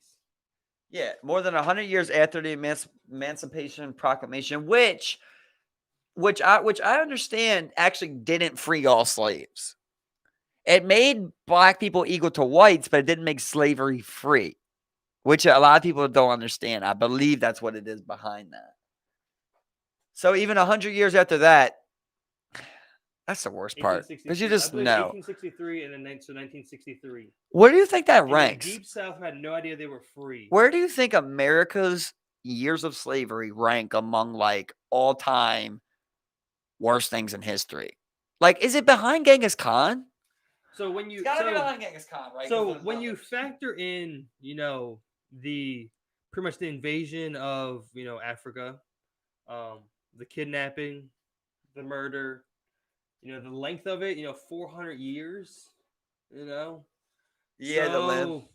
Yeah, it's pretty up there. But like, didn't the Mongolians attack the Chinese for like 1,000 years? And then what about I don't think it was 1,000 years. What about the Crusades? I mean, the Crusades are up there. They did some crazy shit. And then like you got like Alexander the Great. You know what I mean? You got Genghis Khan. You got Hitler. Yeah, there is some that are up there. It's up there, bro. It's top 10. Bro. It's top 10, right? Definitely. Then you got like what about like Egyptian slavery? Right? Yeah, they had Jews, slaves, so they got to be up there Jewish, somewhere. yeah. I don't know how long that was for. Yeah, up there as well. Yeah, I mean, yeah, but I mean, when you, I guess, yeah, definitely up there with a lot of them. I mean, I would be even say like top 3.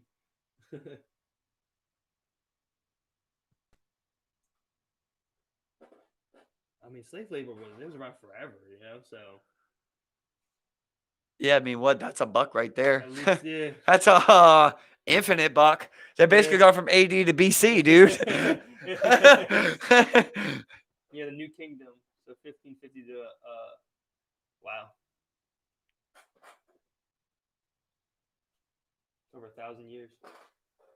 Wow. 1877 till it was abolished. Yeah, so long after. They still had Africans in there. What's the last country to abolish slavery? Well, they still got slavery. Well, I know that, but I mean, like.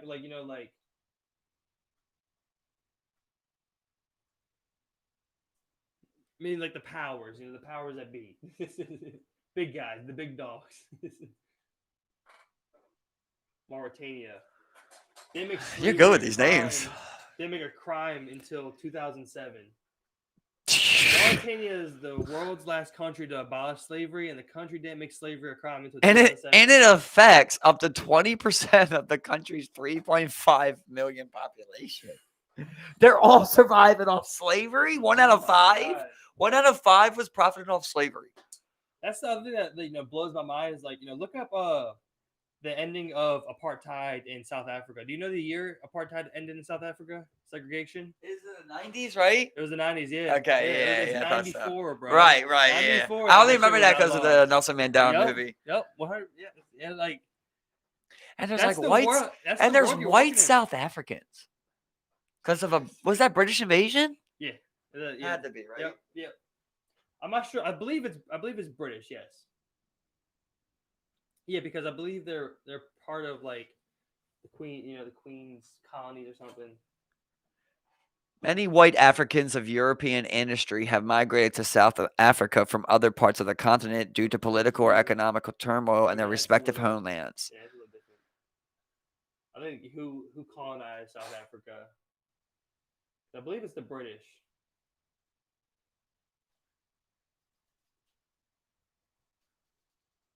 It's just crazy thinking about Africa, period, man. And just thinking about like, bro, you think you're a dog? Like, it doesn't matter who you are, bro. Guns exist now. A 9-year-old will blow your fucking head off. Yeah, you could be John Jones. Yeah. And a 9-year-old will blow your fucking head off in your sleep for fucking $3. It's just like, and I know that that's not all of Africa. I know that's like the image we got to get rid of because Africa does have many great spots and many technical advances. They have many things. Yeah. But there's also plenty of places like, Rwanda. You ever see Hotel Rwanda? Yeah, Great movie, ain't it? Yeah, that When was that? That was the 90s, right? Yeah, that movie's about the genocide.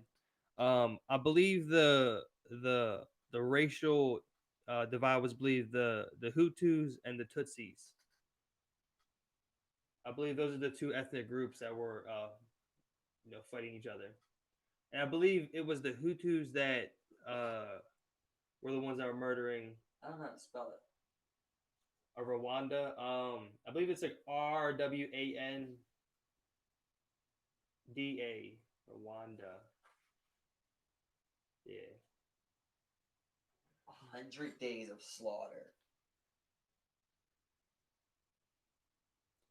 Yeah, about 85% of the Rwandans are Hutus, but the Tutsi minority has long dominated the country. The Hutus overthrew the Tutsi monarchy, and tens of thousands of Tutsis fled to neighboring countries, including Uganda. Wow. Yep.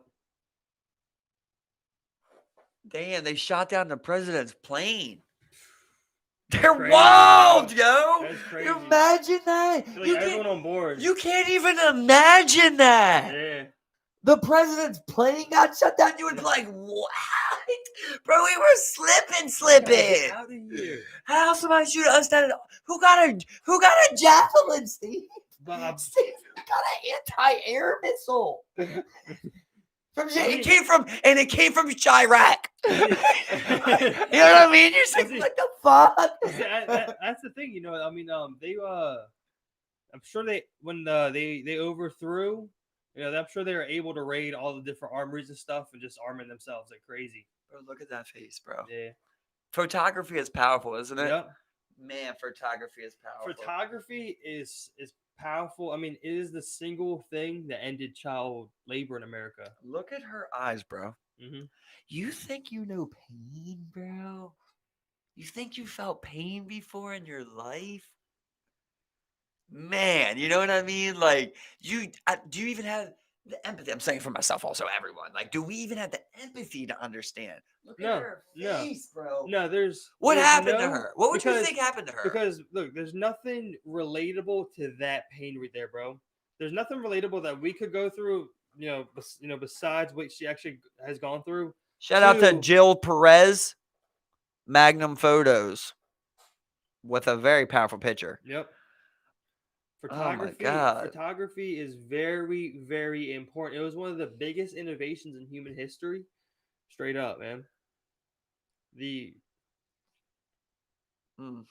That is powerful. What a picture. If you ever get time, bro, You should. I remember I watched it a little while ago. Look up the most iconic photos in human Yeah, I history. have looked that up. Yeah. Yep. Yeah, with Yep. like the guy in front of the tank and shit like that. Yeah. You also have the one, I believe it's a Vietnamese girl who just completely burned up, napalm. I just want you to like. I'm just thinking about like fighters like Alex Overeem. Alex Overeem's been knocked out 17 times in his career by 260-pound men, and his face does not look like that, bro. Look at her eyes. She's not crying, bro. But you can see in her eyes is just like always there. That is a look at her lip. You know what I Mhm. mean? Like, She's been beat, tortured, wow, bro. probably even raped, man. I remember about the ID cards So, from Hotel so why Rwanda. was it so vicious? Rwanda has always been a tightly controlled society, organized like a pyramid from each district up to the top of the government.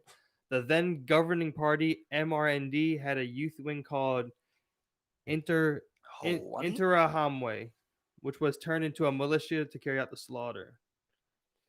Weapons and hit lists were handed out to the local groups who knew exactly where to find their targets. The Hutu extremists set up radio station, RTLM, and newspapers which circulated hate propaganda urging people to weed out the cockroaches, meaning kill the Tutsis. The name of prominent people to be killed were read out on radio. Even priests and nuns have been convicted of killing people, including some who sought shelter in churches. Look at all the bones in there, bro. Look at all the bones in there, man. Look at the skull sitting there. Yeah. He sat that there for that picture. He was trying I to get. wonder if that's a body right there, bro. Like a mutilated body under that sheet. By the end of the 100-day killing spree, around 800,000 Tutsis and moderate Hutus had been killed. Bro, almost 1 million people in 100 days? What's the numbers on that? What is that? 10,000 people a day? Let's work it out. I think Is that what so. that is? Yeah, I think roughly. Yeah, let's check your math. It's because it gave Oh, me zeros, right? 8,000 a day, roughly. 800,000. Yep. 800,000? No, yeah, 800,000. So 8,000 a day for 100 days. Right, I did 1 million. Yeah.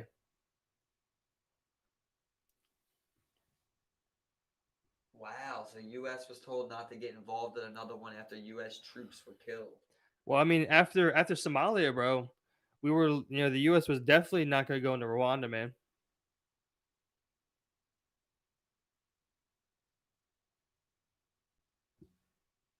So after that, basically, they kind of did like how Syria did with ISIS, basically just slowly gain territory back. That's really Yep. all you can do. Yep. Try to get some allies and get some dubs here and there, and then you got to maintain it and keep it. And that's the hard part, I guess. Yeah, and I would say most of these conflicts Man, are attributed to the colonialism carried out by France, Europe, yeah.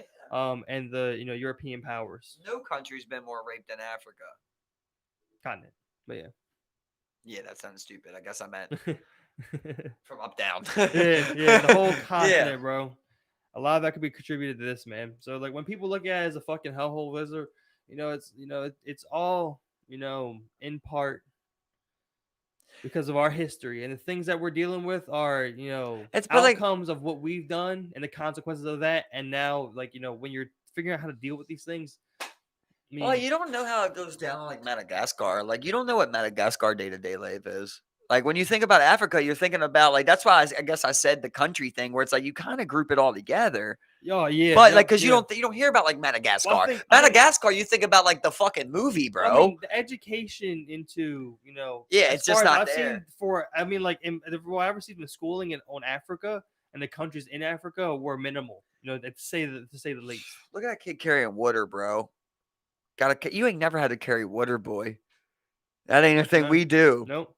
Go in the fridge, get a bottle On of the water. fridge, fucking water at the tap, bro. You turn the fucking thing filter, on, bro. Yep, straight up. comes out instantly. I pee in clean water. And we say we can't drink it. I pee in clean water, bro. What? I pee in clear water. I go home. I pee in clear water. It's crazy. Mm-hmm. The Rwandan genocide. Wow. An estimated 5 million people died as a result of the conflict, which lasted until 2003. Some armed groups active until now in the areas near Rwanda's border. could not put anyone on trial, could not put those on responsible. Instead, the UN Security Council established a tribunal in Rwanda. Wow, that's all you can really say about that, man. Oh my God, bro. Look at that. The scars on his back right there.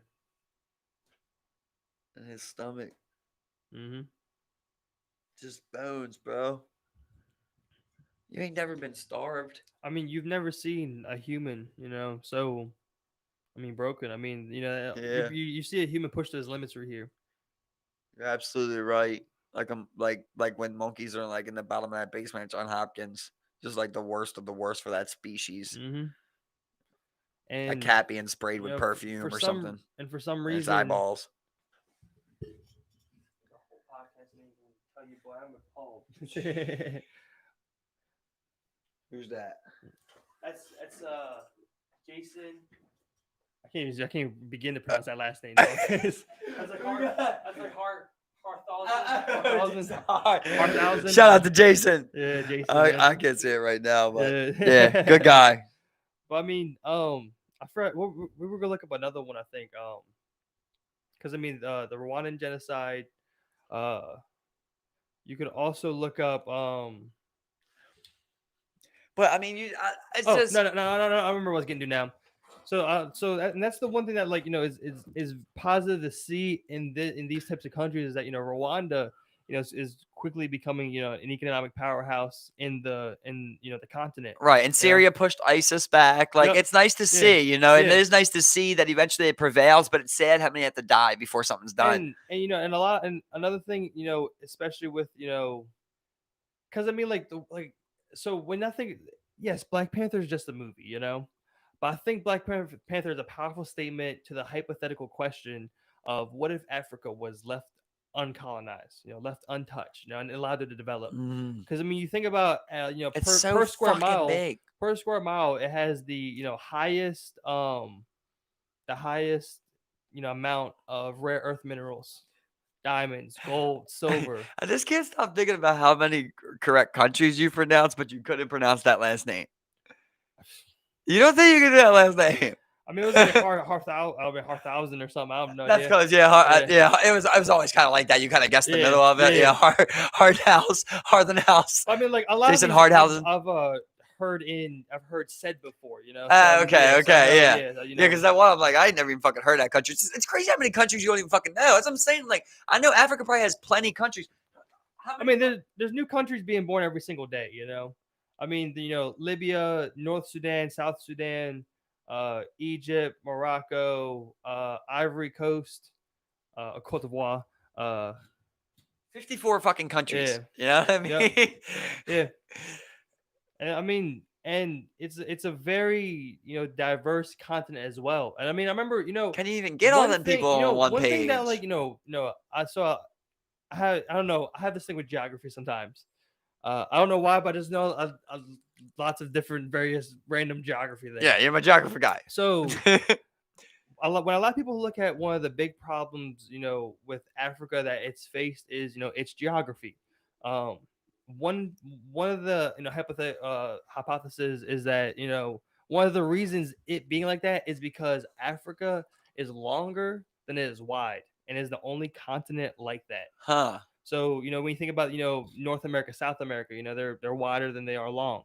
Same thing with North America, South, they're wider than they are long. That's a funny little point. So they experience a very wild climate over a huge different. I mean, they have that huge desert as well.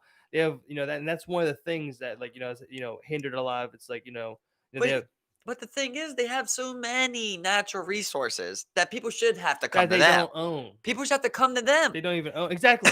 So that's what I was saying. That's how it should be. The hypothetical of yeah, how can you sell Wakanda, your natural resources? With Wakanda, bro? You don't. They get stolen. Because you don't have a real government in place. A government. You don't even have an army. You can't even fight. I mean, the mercenaries that these companies can buy outweigh most of the militaries in these. And I mean, these governments also are just getting their economies off the ground. They still have lots of things to do. And then you just put like 80 million into the counterintelligence, and you get a fucking So when you people look over at there, like the counter militia. the hypothetical, like with like Wakanda and Black Panther, one of the reasons that it's such a huge technological advanced city is because they find vibranium, which is a very powerful earth mineral. Mhm. So they're very That's real? No, it's not real. Oh. No, that's in Marvel Black Panther. That's the where I he's didn't from, know if it was Wakanda. real or not. Yeah, Yeah. it's so I think it answers that hypothetical though, like I'm saying vibranium. yeah, no, vibranium's not real. Vibranium's No, not no, real. yeah, Okay, no. yeah. It's in the movies. It's a rare earth mineral. It's very powerful. It's Uh-huh. very sought after. So I mean, like they gain control of their own sources and they're able to become this Gotcha. technologically advanced, and like economic powerhouse in the region. Were you seeing like that asteroid I sent you, brother? They said it was worth like. What were you getting? Like, what number is that? It was like 10 quadrillion or some what was shit, it? bro. The asteroid Oh that had the yeah, minerals yeah. on it Where is I was worth like, like 10 quadrillion or some I think shit. it was like septillion or some shit. It's like, which is like, I think that's like fucking. I think that's like 8 commas, bro. Yeah, so what we're talking about is the estimation that they put on this asteroid of like the price of like the money that's there on this asteroid.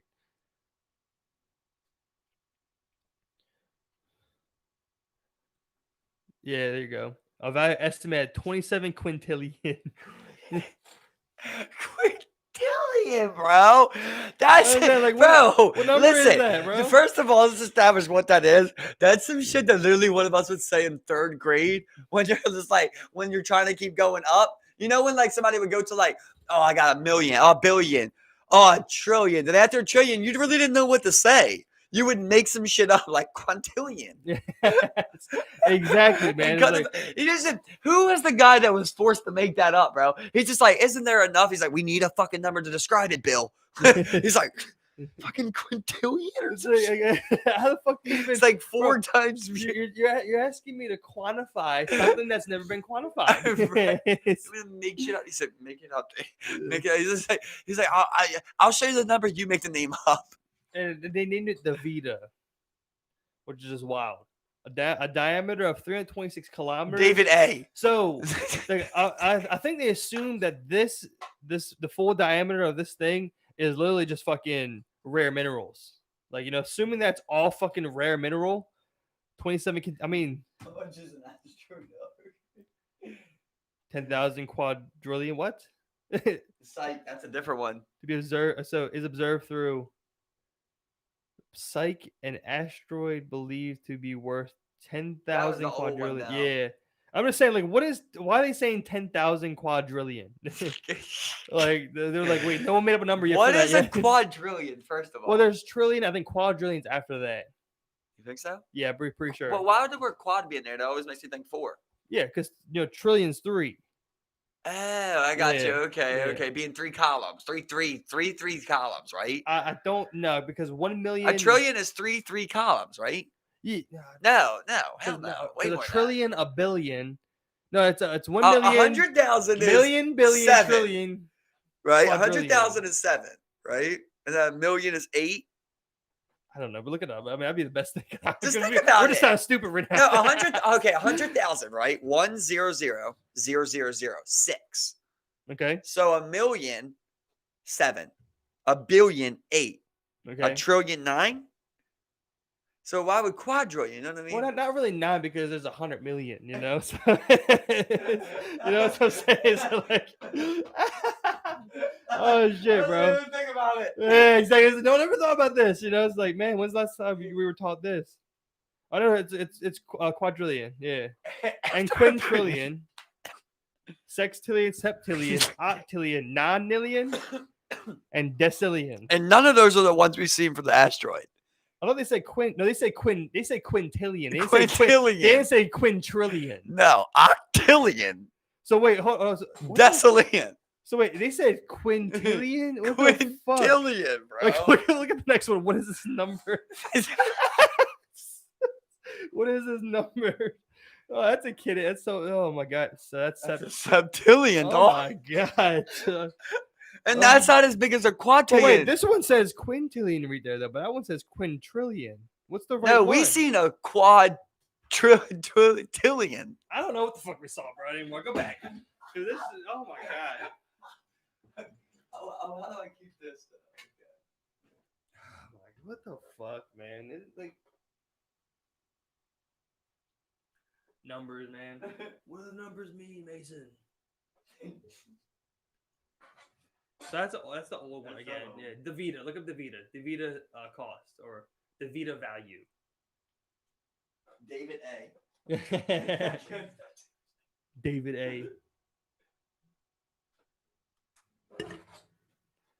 Davita. You gotta look up asteroid, bro. Oh, there you go. 511 Davita asteroid. Just click that. Okay, let's see what we got. It doesn't have the worth again. You guys damn it. look up value. Look up. Just put value after that. Put value after that. That's it. Just put, you fucked it up. Quintillion. So 26.9. But what is the 27 quintillion. So what does that mean though? Is it 27? Does that make it? Why doesn't that? Why did? Yes. Quintillions. But yes, but then how? What I'm saying is, okay, so a sextillion would come next, right? Yeah. Okay, so 20 quintillions in a sextillion? How many quintillions? Do you need 1,000? No, I think 1,000 quintillions is a septillion. Look, that's a whole other 3 zeros, dude. But just do okay. What's quintillion times 27? Okay, let's look that up. Quintillion. It's 27 quintillion, dog. It just told you the asteroid was worth that. Power, like. It just told you that asteroid was worth 27 quintillion. But is there not a number for that? I just told you the number, 27 quintillion. But I said 27 quintillion. Just like 27,000, dude. 27 million, 27 billion, 27 quintillion. It's so easy. It's so easy. And my question is, if you went to 100, does that add 1 0? How many look this up. That's what I want to know, Steve. Look this up. How many quintillions is a sextillion? Somebody was struggling with these names. He was like, "Oh, sex." There's no answer for this. How many quintillions is this? So it's a sextillion, dude. It's all a guy wants to know. Let me read this. People also ask, how many billions are in a sextillion? How many quadrillion in a quintillion? How many zeros are in a gazillion? How many zeros are in a bajillion? How many billions is a zillion? Bro, how many people had to write bajillion for that to come up as a search result, dude? Dude, bro, how many people wrote bajillion, bro? That's all. Hey, hold up. Is bajillion? There cannot be a bajillion. How many no one answered. There's no answer here that says how many quintillions are in a sextillion. Bajillions are real. Large number. Extremely large. Oh, they made it a real word? Oh, shit. Bajillion, bro. It's infinite. They really made it a bajillion, word, bro. Bajillionaire, bro. Bajillion. It's like trimillionaire. Yeah, bajillionaire. Bajillionaire, bro. God, man. I'm sitting on a bajillion dollars. 6 zeros are in a bajillion. What? No, it's 10 million. It's 10 million. They're saying that's the first big number, basically. But the real definition is an extremely large number, so it could really. That's be what I'm saying. It could be anything. It really has no value.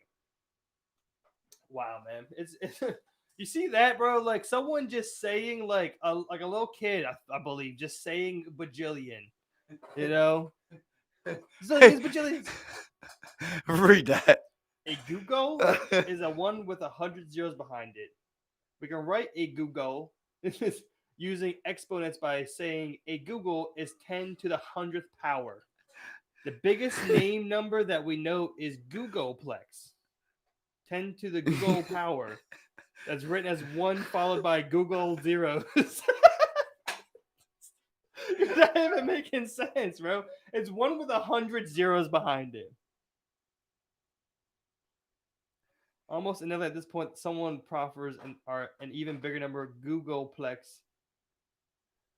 But what about something that has 200 zeros behind it? Oh my god, bro! It gets to the point where it's like, what the fuck? How many numbers can you go? Listen, here's the thing. I want to know this. I know Bro, somebody. dog, you got me fucked up. I'm fucked up over here right now. Like, god damn, what are we even on right now? Like, I wish we could share the screen with the cast right now, just so people would see what the fuck is on the screen right now. Before I die. Oh god, why did it take us? What the fuck? They don't want me to know that. But this is very interesting. It just shows how they push it down your throat. God damn it, Google, you're too powerful.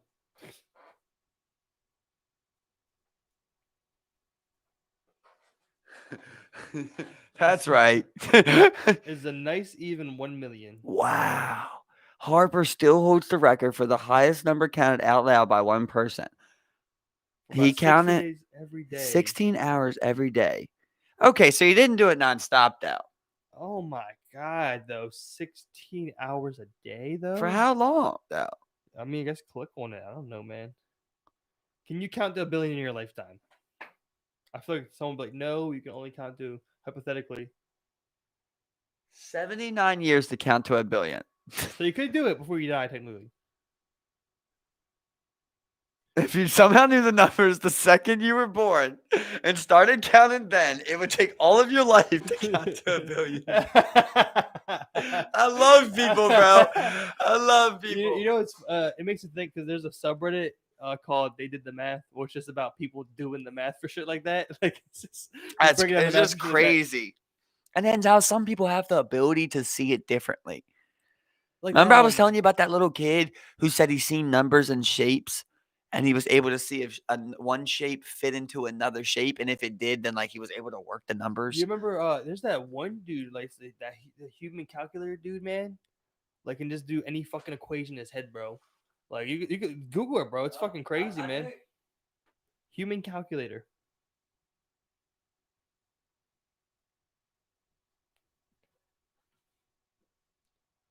Oh, debatable. I mean, Carl Gauss isn't one of my favorites, personally. Have you read Dostoevsky, the original in Russian?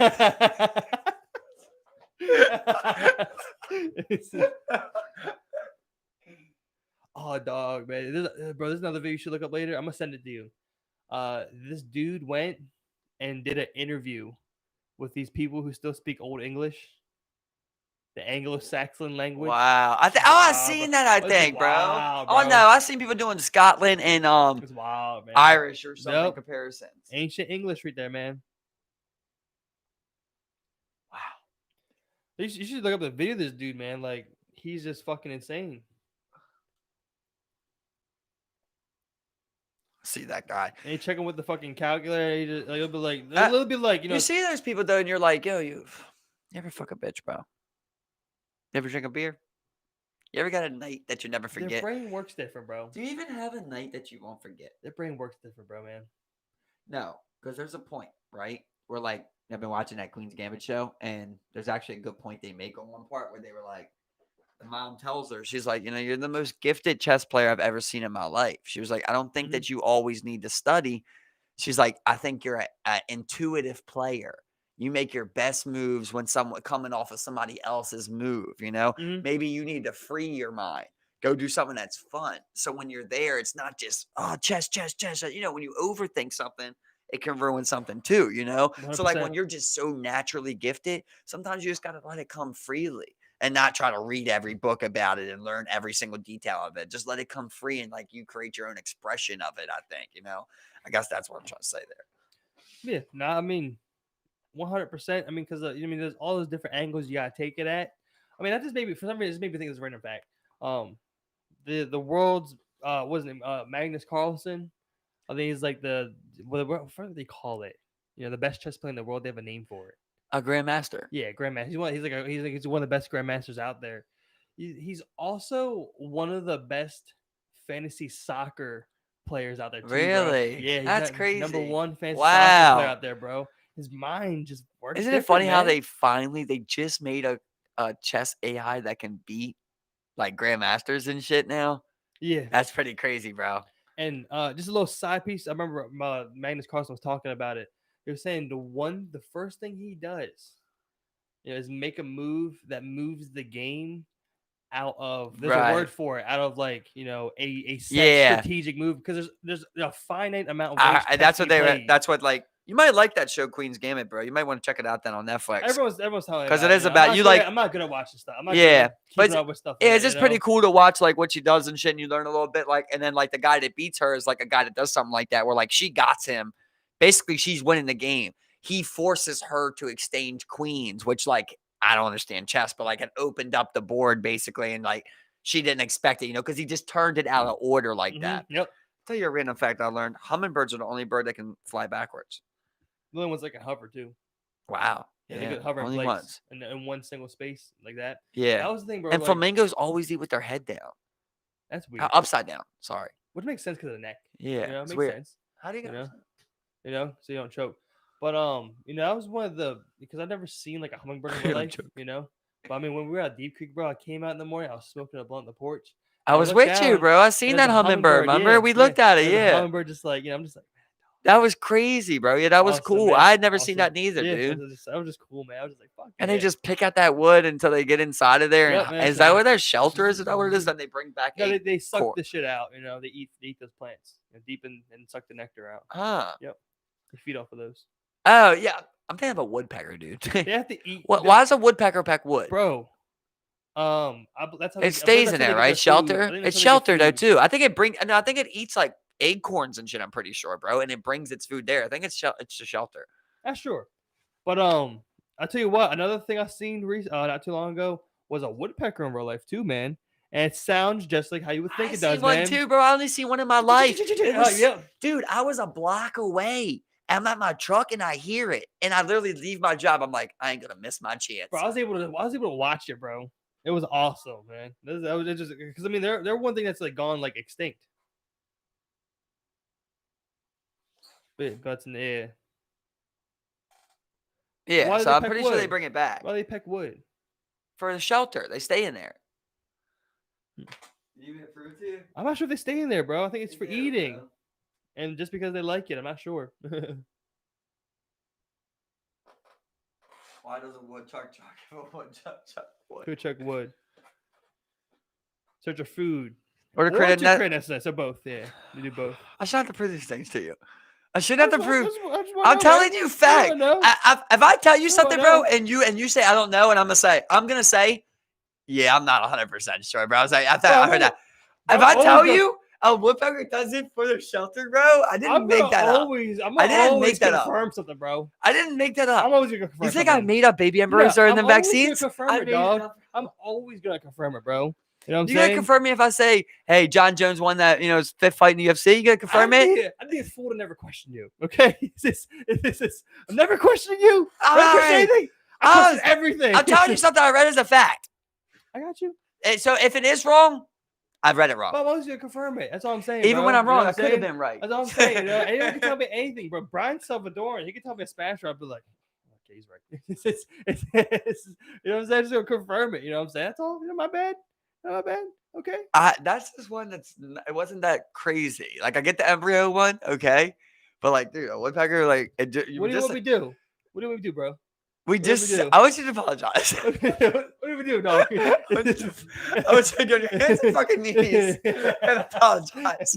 A woodpecker use this woodpecker for shelter. Question everything. Yeah. You ever see when Joe talks about that show that he Woodpeckers are did? Drones, huh? Remember Joe did that show where it's like Joe Rogan questions everything. No. You never see that show? No. He did a little personal show. It was called Joe Rogan's Questions Everything. That's the one when you see them little clips where it's like him and Brian Callen out hunting and shit. Yeah. It was like from that show where like, okay, and he always talks about how he hated it because like eventually he was like felt like he was reaching yeah. and like he had to like try and make it seem like it was real, but like a lot of times nothing would happen. He's like, we went out to look for Sasquatch like for like 6 days and like nothing happened, but like they kept wanting me to like basically pretend, like, oh, like shit like that, I guess, And he was like, this is absolutely draining and boring. He's like, I only did it because me and Brian would get high and go out and do shit pretty much. And then it was funny because Brian was like, and fuck you, because you left me to do that one shitty ass one. And he's like, Joe just starts laughing. He's like, it was 30 degrees in like Wisconsin. You were supposed to come with me and you never fucking showed up.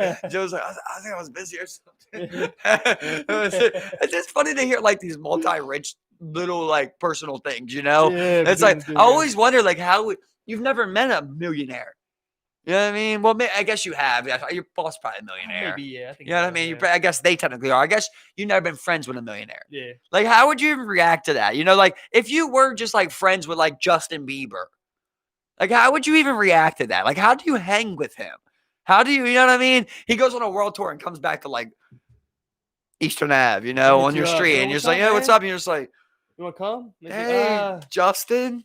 Got work tomorrow. I mean, and you just could change your life. Like tomorrow, next tour. he's got so much money, he could just change your life. I mean, like I said, I mean, we always say it back and forth all day, bro. I'm putting everybody on, bro. It's it, but I know, but it's just crazy thinking about like if you weren't rich, you weren't the rich one. I know. You know what I mean?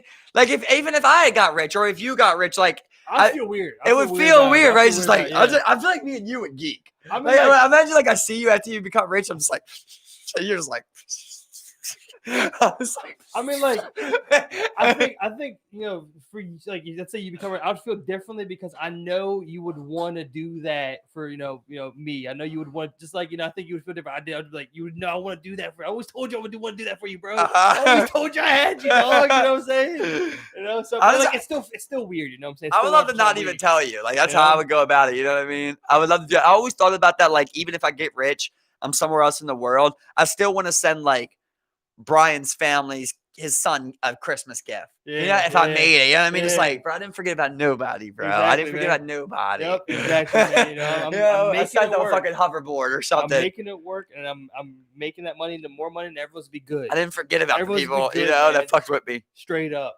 So like on that note, it's like I don't like it's cool he was able to find kind of like those types of friends in that circle who were also like, I mean, like, were they friends before that? Because Brian kind of had his own thing as an actor going on, like, what I'm saying? They were all friends. Like, but through like how long though? Like, didn't they mean show business? For like 30 years. Yeah. Oh, yeah. Okay. So they both kind of made it. Red Band, Callan, Bert, not Bert, the other one, the bald-headed one. Oh, Bert too? Sakura, not Bert. Okay. Bert came later because Sakura got cool with Bert and brought him in. Tom Segura, Ari, Brian Redband, Joey Diaz, and Brian Callan. So they go back before a lot of the things. To when they were in their 20s. Yeah. Really? Yeah. Okay. To Joe was in his 20s, yeah. Okay. So, yeah, and then because I mean, like, maybe Joe, if anybody, Joey, maybe a little later. Like Joe, because I mean, I know Joey Diaz had a pretty successful career, as a because I mean, he played in lots of movies, comedic roles. Same thing with Callan. They all had their time. Yeah, so they all kind of made some money, worked their way through the show business. You know what I'm saying? Yeah, they all met through it. They didn't grow up together. I mean, like I was like, did Joe put him on? I was like, no, because at the same time Joe was kind of coming up. Yeah, no, that's friends he met, like I guess in that scene. And maybe Segura recently, you know what I'm saying, and like Burt Kreischer, but like. I don't think so, bro. I'm pretty sure they were back in the 20s, dude. I know, I'm saying like maybe Tom Segura, 30s. Like I think Tom Segura got like put on. It wasn't like. Oh yeah. Like Ari. Like Ari became. He said Ari became. It was a doorman at the Comedy Store. Ari was a YouTuber. He was up there for a while. He was a doorman, bro. That's what they do. Then people, the comedians, they become doormen at the comic store. Yeah, but like he was also doing YouTube content, bro. He was the amazing racist. Yeah, he was. Bro. Yeah. I remember when I found that out, I was just like, what the fuck? But like, I think that Joe was cool with Ari, and then once Ari started getting on stage down at the Comedy Store, I think then Joe's already big. Then he's like, all right, Ari's gonna open for me now, So he like puts them on like that, but they kind of still did their own thing. Yep, yeah. To get that way, yeah. And so, they also, I don't think like none of them latch on to Joe. They all like use him obviously because he's been the most successful, but like none of them like depend on Joe. Yeah, exactly. They have their own Brendan Schaub and like Brian Callan, they all have branched off and like they're making other money instead of just like leaning on Joe. You know what? I think Joe put them on their podcast 100%. Yeah, there would be like like Brian Callan and Brendan Schaub shit. Yeah. Hell no, nah. Even the new one with Schaub, because I don't think Callan them do theirs. Burt Kreischer's wife wouldn't have a podcast if it wasn't for Joe Rogan. It's Schaub and what's his name? Theo Vaughn. Oh, Yeah. yeah. He put Theo on pretty good. Yeah, Yeah, he put exactly, all yeah. them guys on. Yeah. Yeah, he's Bro, definitely put a lot of people on. Theo makes me geek Theo's so hard, bro. hilarious, Yeah, bro. but I mean, that's what you want to see, bro, man. Like the Adam Sandler style shit. You know what I'm Yeah. saying? You want to see shit like that. I like I always say to you, I'm like, I want to do that for you. Like, I want to do that for like people like you in my life. Like, more than I even want to do it for myself. I just want to be like, yo, you want a yacht? Bro, Steve, you want a yacht? I'm gonna get you a yacht, a gold yacht. You know what I mean? Just some crazy shit. Like, I just want to blow your mind. bro. Like, whatever you thought, Mike got rich. Like, you thought you was gonna get a car, and I just give you a yacht and a crew. It's like, what? Yeah, it's so crazy. The tightest. But I got RV 100 in mil. this bitch. Like, I always say that, like, if I hit that DraftKings, bro, I get like even like 100 grand. We're just going on a fucking world tour, bro. Bro, that's the first thing. We're going on a world tour, way, bro. You gotta get the world tour. We're buying a fucking RV, 40 grand, and we're blowing 60 grand on a fucking travel yeah, around the world, bro. Straight up, bro. We just gotta do it. Period, though, man. You don't even gotta be rich. Like, I'm just so set on that, yo. Like, yeah, I want to. I've been talking to you, man. I've been doing a lot of research, and I really think, like, man, I can do that quick, man. I can do that so quick. I could do that like in less than 18 to 20 months, something like that, man, and be gone. And I've been looking at them things and them campers, and they're nice as shit, bro. I gotta check them out, bro, because I never gave it a thought. You know what I'm saying? I'm telling you, they are nice, bro, and they're way less expensive. Yeah. Because they're built like that. You know what I love the schoolie. What turned me off was I'm watching this guy. It was this one specific picture. This guy's like, he takes a picture of his ceiling and his schoolie, and he's like, 2.5 years into my conversion, I finally got my ceiling up. And I was like, no, I'll be 30, bro. I'll be 30. I cannot do a 3-year conversion, dude, or something like that, bro. And then take like another 2 years. I was like, dude, I can get a diesel truck. Don't even got to be brand new. A diesel truck, under 10 grand. And I can get a camper for under 5 grand, bro. Yeah. You look at these things, the ones I sent you, bro. Like, you look at them things. They're literally mobile homes. Do you have less space? Well, that's what it is, I mean, like straight up. I mean, like, mobile homes. Like, you see the ones in Ocean City. That's what those are, bro. Like these little homes, like without wheels. But I mean, yeah. I'm not talking about one that big. That's a trailer. You know what I'm saying? Yeah, I'm talking about a camper. It's along the same idea, though. You know what I'm saying? But people live in them. And and like it's not something that's heavy, so it's like not super, gas hug on you. That's the one that like I think about with van life. I'm just like just like stealth in a Walmart parking lot, like what? Like that's the one thing. That's the one thing I always say to you. Where like, bro, if I want to do this, I do want to kind of be comfortable. You know, 100%, man. Bro, bro, I saw one the other day, man. Dude, but it's the same thing with when you think about the conversion process, Right. Whatever you want to do, I need you to do it, bro. So when it's time to go, I can say, Steve, let's get it. We're set. We're putting the house on wheels, bro. Let's go. We can drive fucking separately, bro. We'll just go get it with 2 house on wheels. Yeah, I might have to explore that option, bro. You know what I mean? Bro, definitely talk to Bray too about some of those and look at some of those ones I sent you, yo. Like, you definitely have less space. And that's one thing that, like, I'd have to get used to because, like, I'm a guy that, like, likes my walkways. But when you look at it and you go, damn, I still got a queen bed here, king bed in certain ones. You got a bathroom. You got a shower, bath in those. You got a kitchen. It's like you got everything you need, man. Like me personally, like the tiny home and stuff like that has always been appealing because like I don't mind, like the tightness, what I'm saying? I don't mind like the cozy spaces, what I'm saying? I like it when it's clean. Oh, yeah, I hate when it's clutter. Like you put like when you got a small spot, if you were living in here, you put a couple things down, it's cluttered. Like I've never done it, but I like with mine's like the parking lot stuff and shit. Like I think I could live in a van. I think I could live in a van and be comfortable. You know what I'm saying? Like, everything I need. I need you to get something, bro. You got to figure something out, bro. I'm trying to do it within beginning of 21. Mid 21, bro. I mean, it's possible, dude. It's possible, bro. We just keep playing our stocks. Like, stay on your stocks to where you're just, even if it's small profit, just so you have something, there's things you can move out. Like, that's the funny thing how you were talking about, like, when you were like, I can't picture selling my car for a van. It's like, I get what you're saying. It's like trading in. I thought about it. I get what you're saying, but it's like, you could picture buying a car, though. That's what blows my mind, I'm not saying. I thought about. Yeah, I'm not saying just you, but you get what I'm saying, brother. But like with Kay's car, I'm like, I feel crazy telling Kay like, hey, trade in your car so we can get a truck, so we can get so I'll buy a camper, we'll take that. It's like, it's hard to say that. It's hard to say trade in your car to get something that you're gonna go like mobile with like that. It's crazy, bro. It's crazy talk. Like we're not used to that. It sounds crazy, Yeah, yeah, but bro. it's not that crazy because you bought a 20 grand car. Yeah, You signed a lease for what, 8-10 years? 5 years. 5 years, Yeah. 5 years, you signed a lease to pay that payment. You Yeah, did it. yeah. And like that car only got you to a job to make you unhappy. Yeah. Like it's just if we had that, man, I just feel like we've been talking about it so much, man. I Yeah. feel like me and you, even if shit was going horrible, we would be happy because we've been so hyped about it. If we just went out there and did it, Yeah. So it's like I feel like you can get a truck, you get a camper, bro, for like 10, 12 grand, dude. And you'll be comfortable on the road, and be able to move wherever you want. You could stay at RV spots. You could stay at the sit and park spots. You could stay at Walmart spots. You got a lot of options and you have a home. Yeah. Because like I enjoy things like cooking.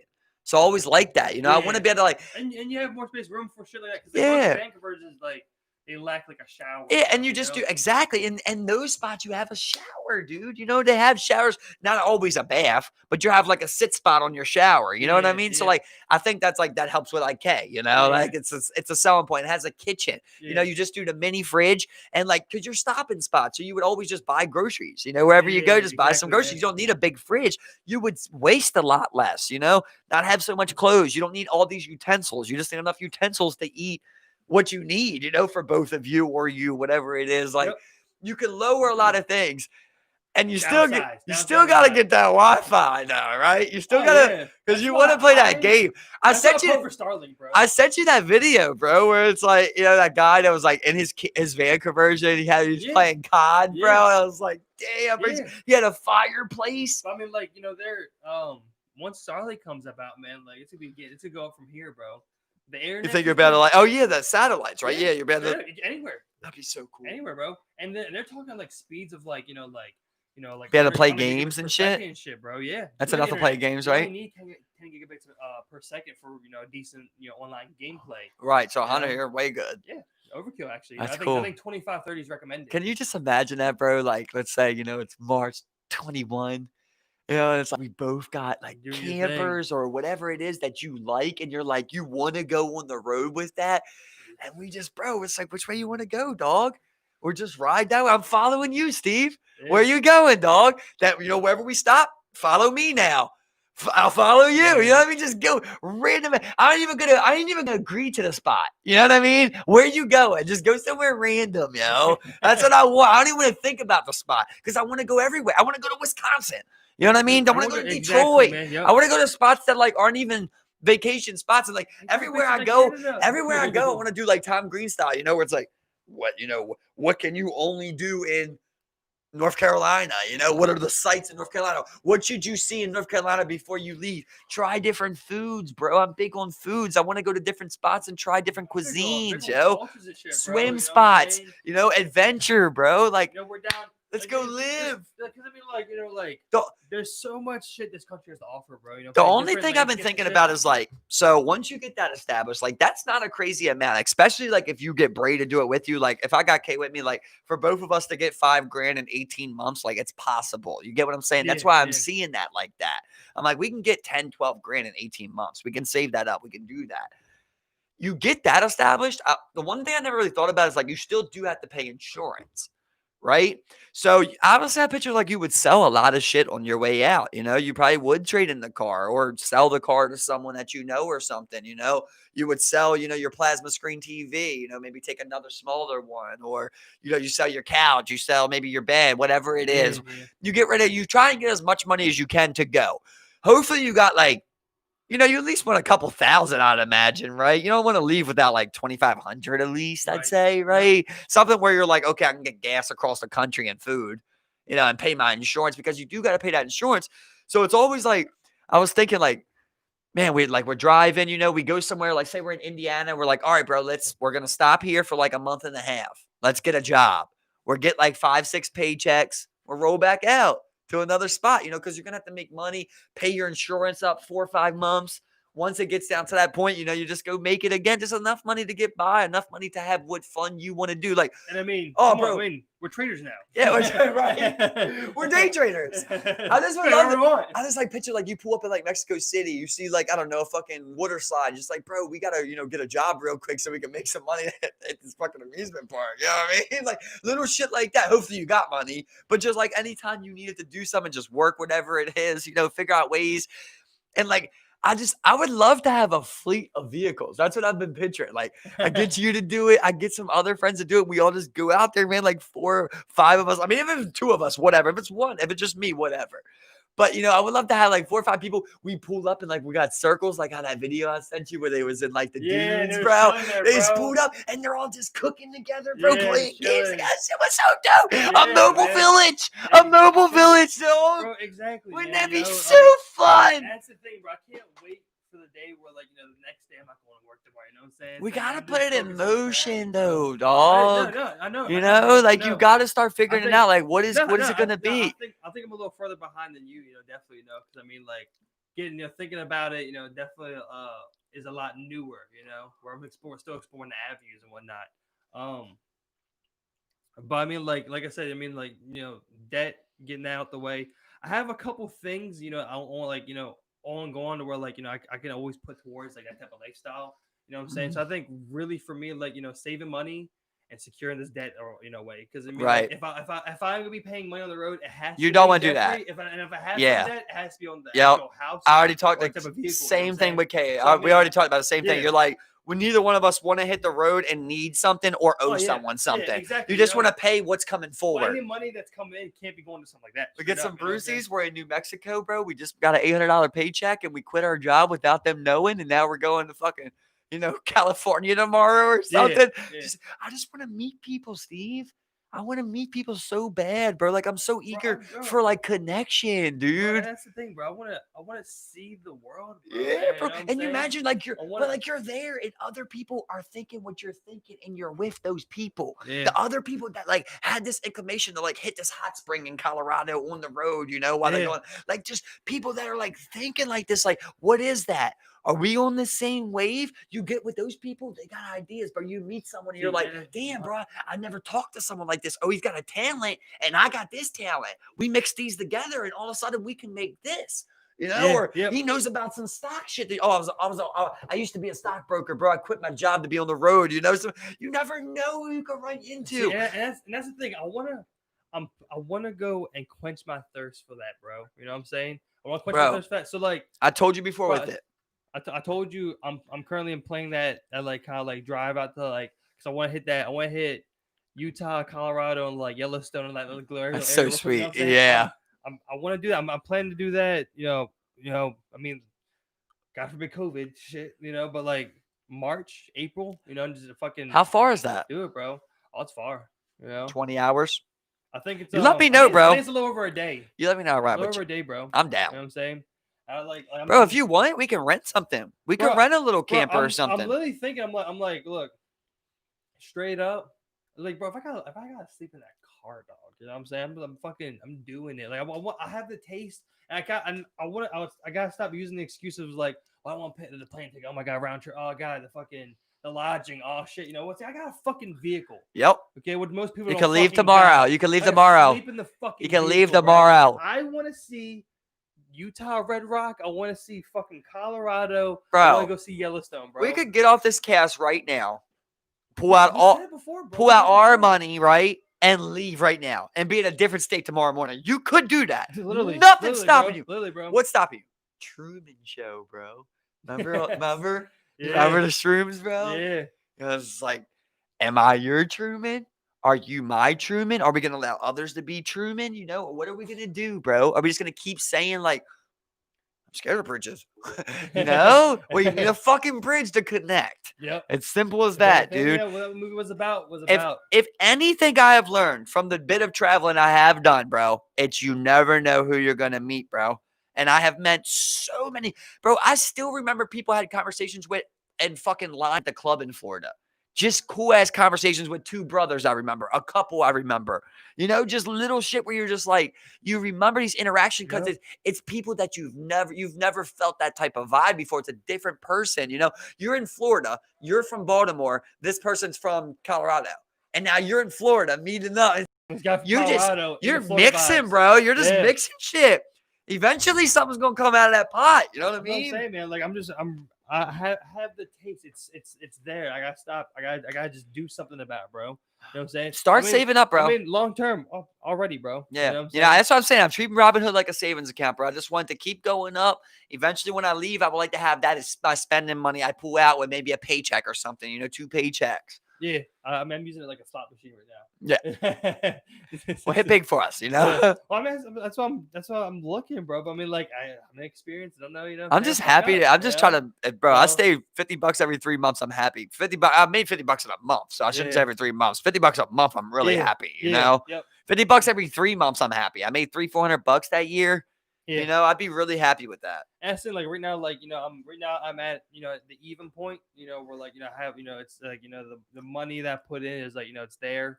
And I haven't like lost anything. You know what I'm saying? Right. So but this thing hasn't gained anything this period of time. It's just like I spent 2 months just going like sideways on this shit. So you're learning. I'll get a couple, man. I'll get a couple under my belt. But it's just crazy when you start thinking about this shit, man. You just think about really how happy you would fucking be, man. Just how cool. First of all, like the driving part, I like road trips. I like that, I would love to be able to just, oh, bro, hey, let's pull over right here at this grocery store. I'm gonna buy some fresh fucking food. We'll cook something real quick, get back on the road, be at fucking Indiana in 2 hours. I like the idea of living on the road, bro. So cool, bro. But it's been the fear and never thinking it was ever possible, bro. It's possible, bro. We gotta save up. First of all, we gotta get something, right? You gotta decide how you want to travel. I'm going with that because it's just the cheapest route for me, and I can do it the quickest. I think it's a good option. I think you should look into it. You put a lot of time into it, bro. I have, bro, and I that's what I came down to. And you've seen my progression of the things I went through, and I'm giving you the reason why that's happening. Told you why I can't do the schooling. Told you why I can't do the RV. I think that's a really good option. You should start checking them out. I think you'll be very impressed with them. Yeah. You can definitely have a good setup, bro. We could literally do this, yo. We could get both of those. Bro, it's not that difficult, and we can be on the way, bro. Like, when the time comes, bro, like I've like I'll be like we can't say it no more. Oh yeah, no. 100%. Stop saying it. Oh no. Stop saying when the time comes. When's the time? When's the time coming? If you don't say when the time's going to come, hold on, you didn't even let me finish, bro. I just hate it, bro. You let me finish. I'm not trying to take it out. I'm not trying to take it out on you. What I'm saying is, I'm saying we do that. You know what I mean? Like we do that. We're always like, bro. Oh, bro. I get you, bro. But like you guys, even you, Jeff, you guys have always said to me where you're like, bro, you tell me I'm ready. It's like, well, let's say when we're ready, bro. Next July, we're ready. We're leaving next July 21st. We're out of here. Let's say it. You know what I mean? Bro. I get you're not ready to do that. Listen. I think you put a lot on me over there because I spent far less time on this thing than you have. I'm way farther. I know you're not ready to say that, but what I'm saying is like that's the only way this gets done is what I'm saying. If not, Steve, we're 29 and we're saying let's set it up. Then we're 32 and we're saying let's set it up. I'm telling you, bro. I'm telling you right now. Yeah, but like I said, you didn't even let me finish what I was saying. I'm scared of hearing that because it's like let me finish, but you're speaking my same. You're speaking my same fears. You're speaking my fears, bro. Just let me finish what I was saying. Like I said, when that time comes, all I was gonna say was that I have a nice little 401k, and I've already made up in my mind that's not being rolled over anywhere else, bro. That's all I was gonna say. Right, you know what I'm saying? That's being put to action. But it's just scary when I hear that because it's the same thing that I keep doing, bro. And it's like the same reason that I'm still here is because I keep telling myself like that like these things are gonna fall into place and I'm gonna be able to make this move. And then I'm like realizing like I have to put them in place. I can't just say like. Even like with your 401k, like it's sitting there. Okay, nice. You know that's there, but it's like what I was saying. Right. But what I'm saying is like eventually you got to make a play. You do got to make a play, and it's like you don't just want to make a random play. You want to make like an educated play, just like you do with the stock. You want to try and make like an educated play on that. You got to take the steps to it to say like, okay, well, what do I want to do? How do I want to do it? When can I do that? Like that's. I'm projecting my own insecurities, bro. Because it's exactly what I do where I'm like, I keep exasperating the timeline. I keep saying like this is all like this long, when it's really not that long. If I could just focus, it's even shorter for you because you got a 401k that like you can make a payment with, and do something Already turn with. his car in. Exactly. So you're ready to make a move right there. You don't even really need to save up that much money. You just need to square off your debts. Yeah, And exactly, you're ready to go pretty yeah. much. I'm trying to get enough of the money to back. I don't have a 401k, that's very nice. But I'm trying to save up enough money to where I can basically establish that, get my save up money and go. I'm trying to put a day on that because if I don't put a day on that, I feel like I keep pushing it back, So like I don't even have a day. I'm not even saying I have a day, but I'm saying like I gotta establish a day. I see what you're saying because it's like a lot of it's the the insecurities of the idea that like if you keep saying that it's just we keep putting it off. Yeah, it's like it's not real till you sell your TV, right? Like oh yeah, it's not real till you do something like that. 100%, bro. But I mean, it's like I think I'm very infantile in it. I'm saying I think it sucks to say that, but like I for one, I don't know, like because like. Well, what are you gonna do to escape? What do you mean? What's your escape, bro? How are you breaking out of this system?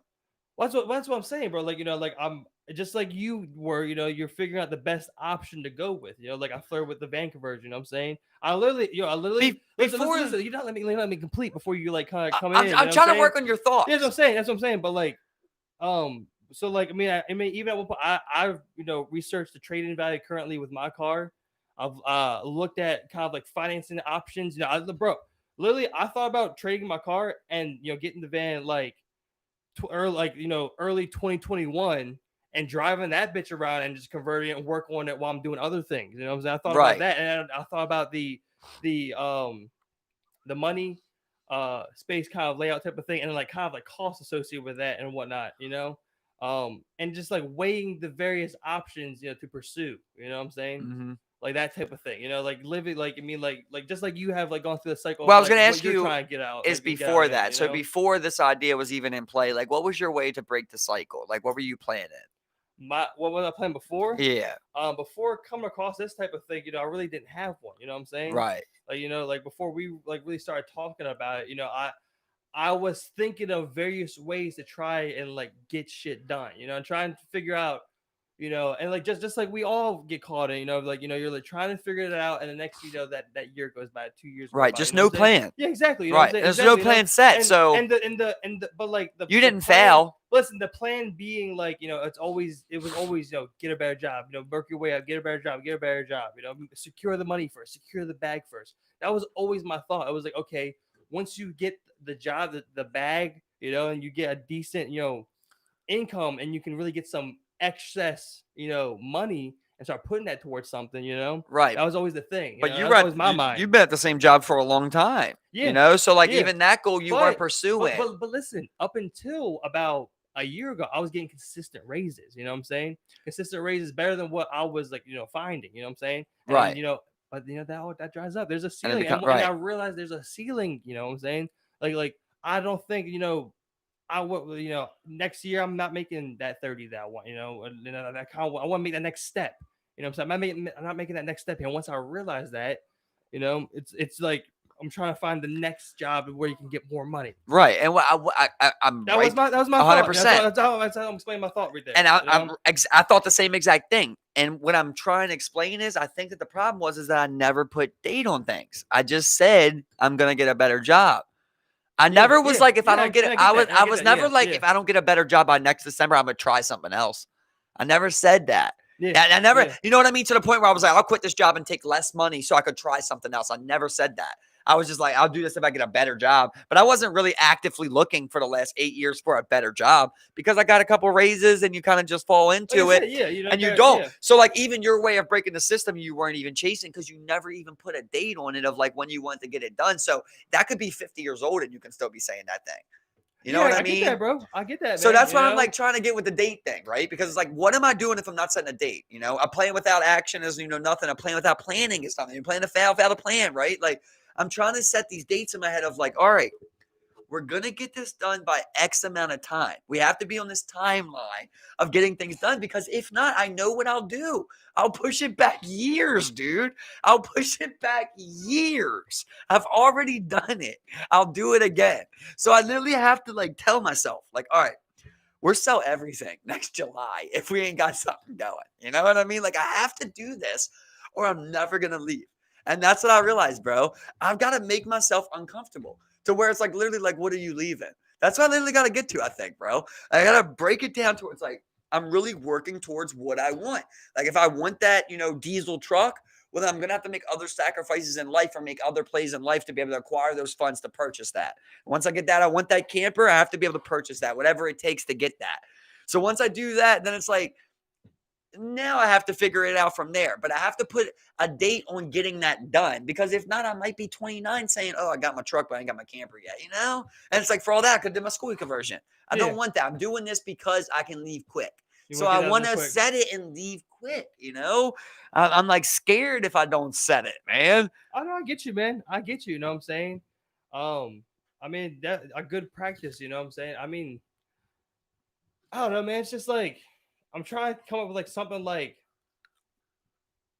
that, like, I mean, I guess anything's really realistic, You just turn and burn everything, But I mean, scary, man. I'd be uprooting a lot of things, because I know one thing, I don't have that person on board. You know what I'm saying? I haven't even sold Bray yet. Yeah. You know what I'm saying? So I mean, like, like there's a lot like X factors I'm worried about. And I don't think I'll get out. I shouldn't say that, man, because anything's possible. I see what you're saying. But I'm also trying to think, like, realistically, but that's also a curse. You know what I'm saying? Because you want to do it makes the me smartest, sick to my stomach. You want to make it the smartest way possible. You know what I'm saying? Because we're smart individuals. You know what I'm saying? And we're not capable of doing something just dumb behavior. Yeah. We're not capable of that. But also, it's one of the biggest crutches. You don't want to pick it apart and take forever. You know what I'm saying? So I know what you're saying, bro. I know exactly what you're saying, man. But I mean, I'm gonna get there, bro. I think you have a little bit of doubt, I think you have a little bit of doubt, Well, like, you're saying you can't sell, bro. I feel like, I'm still trying to sell you on it. And like, I just wonder, like, if that is something you want, like, everything you want in life, you always do research on. So it's weird, like, when you say you haven't done research, because, like, I'm asking you, like, what is your... I just told you, like, well, I'm trying to figure out the living situation, bro. Right. Like I said, but you said, like, you're infidel on the research. Like, you're behind me on the research. I just wonder, like, what you do never look into that? Because that's why I was asking you, bro, like... You've been looking at this way long. That's what I meant by that. Is right. But that's like, what we're... Think about, like, how long have you been in this thought process, A couple years now. But, like, that's what it ties me started thinking about a year ago, bro. Like Rodney. Like, Rodney kind of broke my heart the other day when we were talking. And, I was thinking about, my friend passed. And I was like, Rod, our kids are going to deal with the same things that we dealt with, And I was like, what is your way of, breaking this system? And he was like, what do you mean? I'm like, well, what is your dream? What are you going to do to get out of here, to get your kids out of here? And he's like, I just keep a positive attitude, just keep my head down and work hard. And it just broke my heart, bro, because I'm like, it's never going to work. That'll never get you out of this system, bro. It'll never get you out of this system. Bro. It's a horrible. He has no plan. He has no date. He has nothing, bro.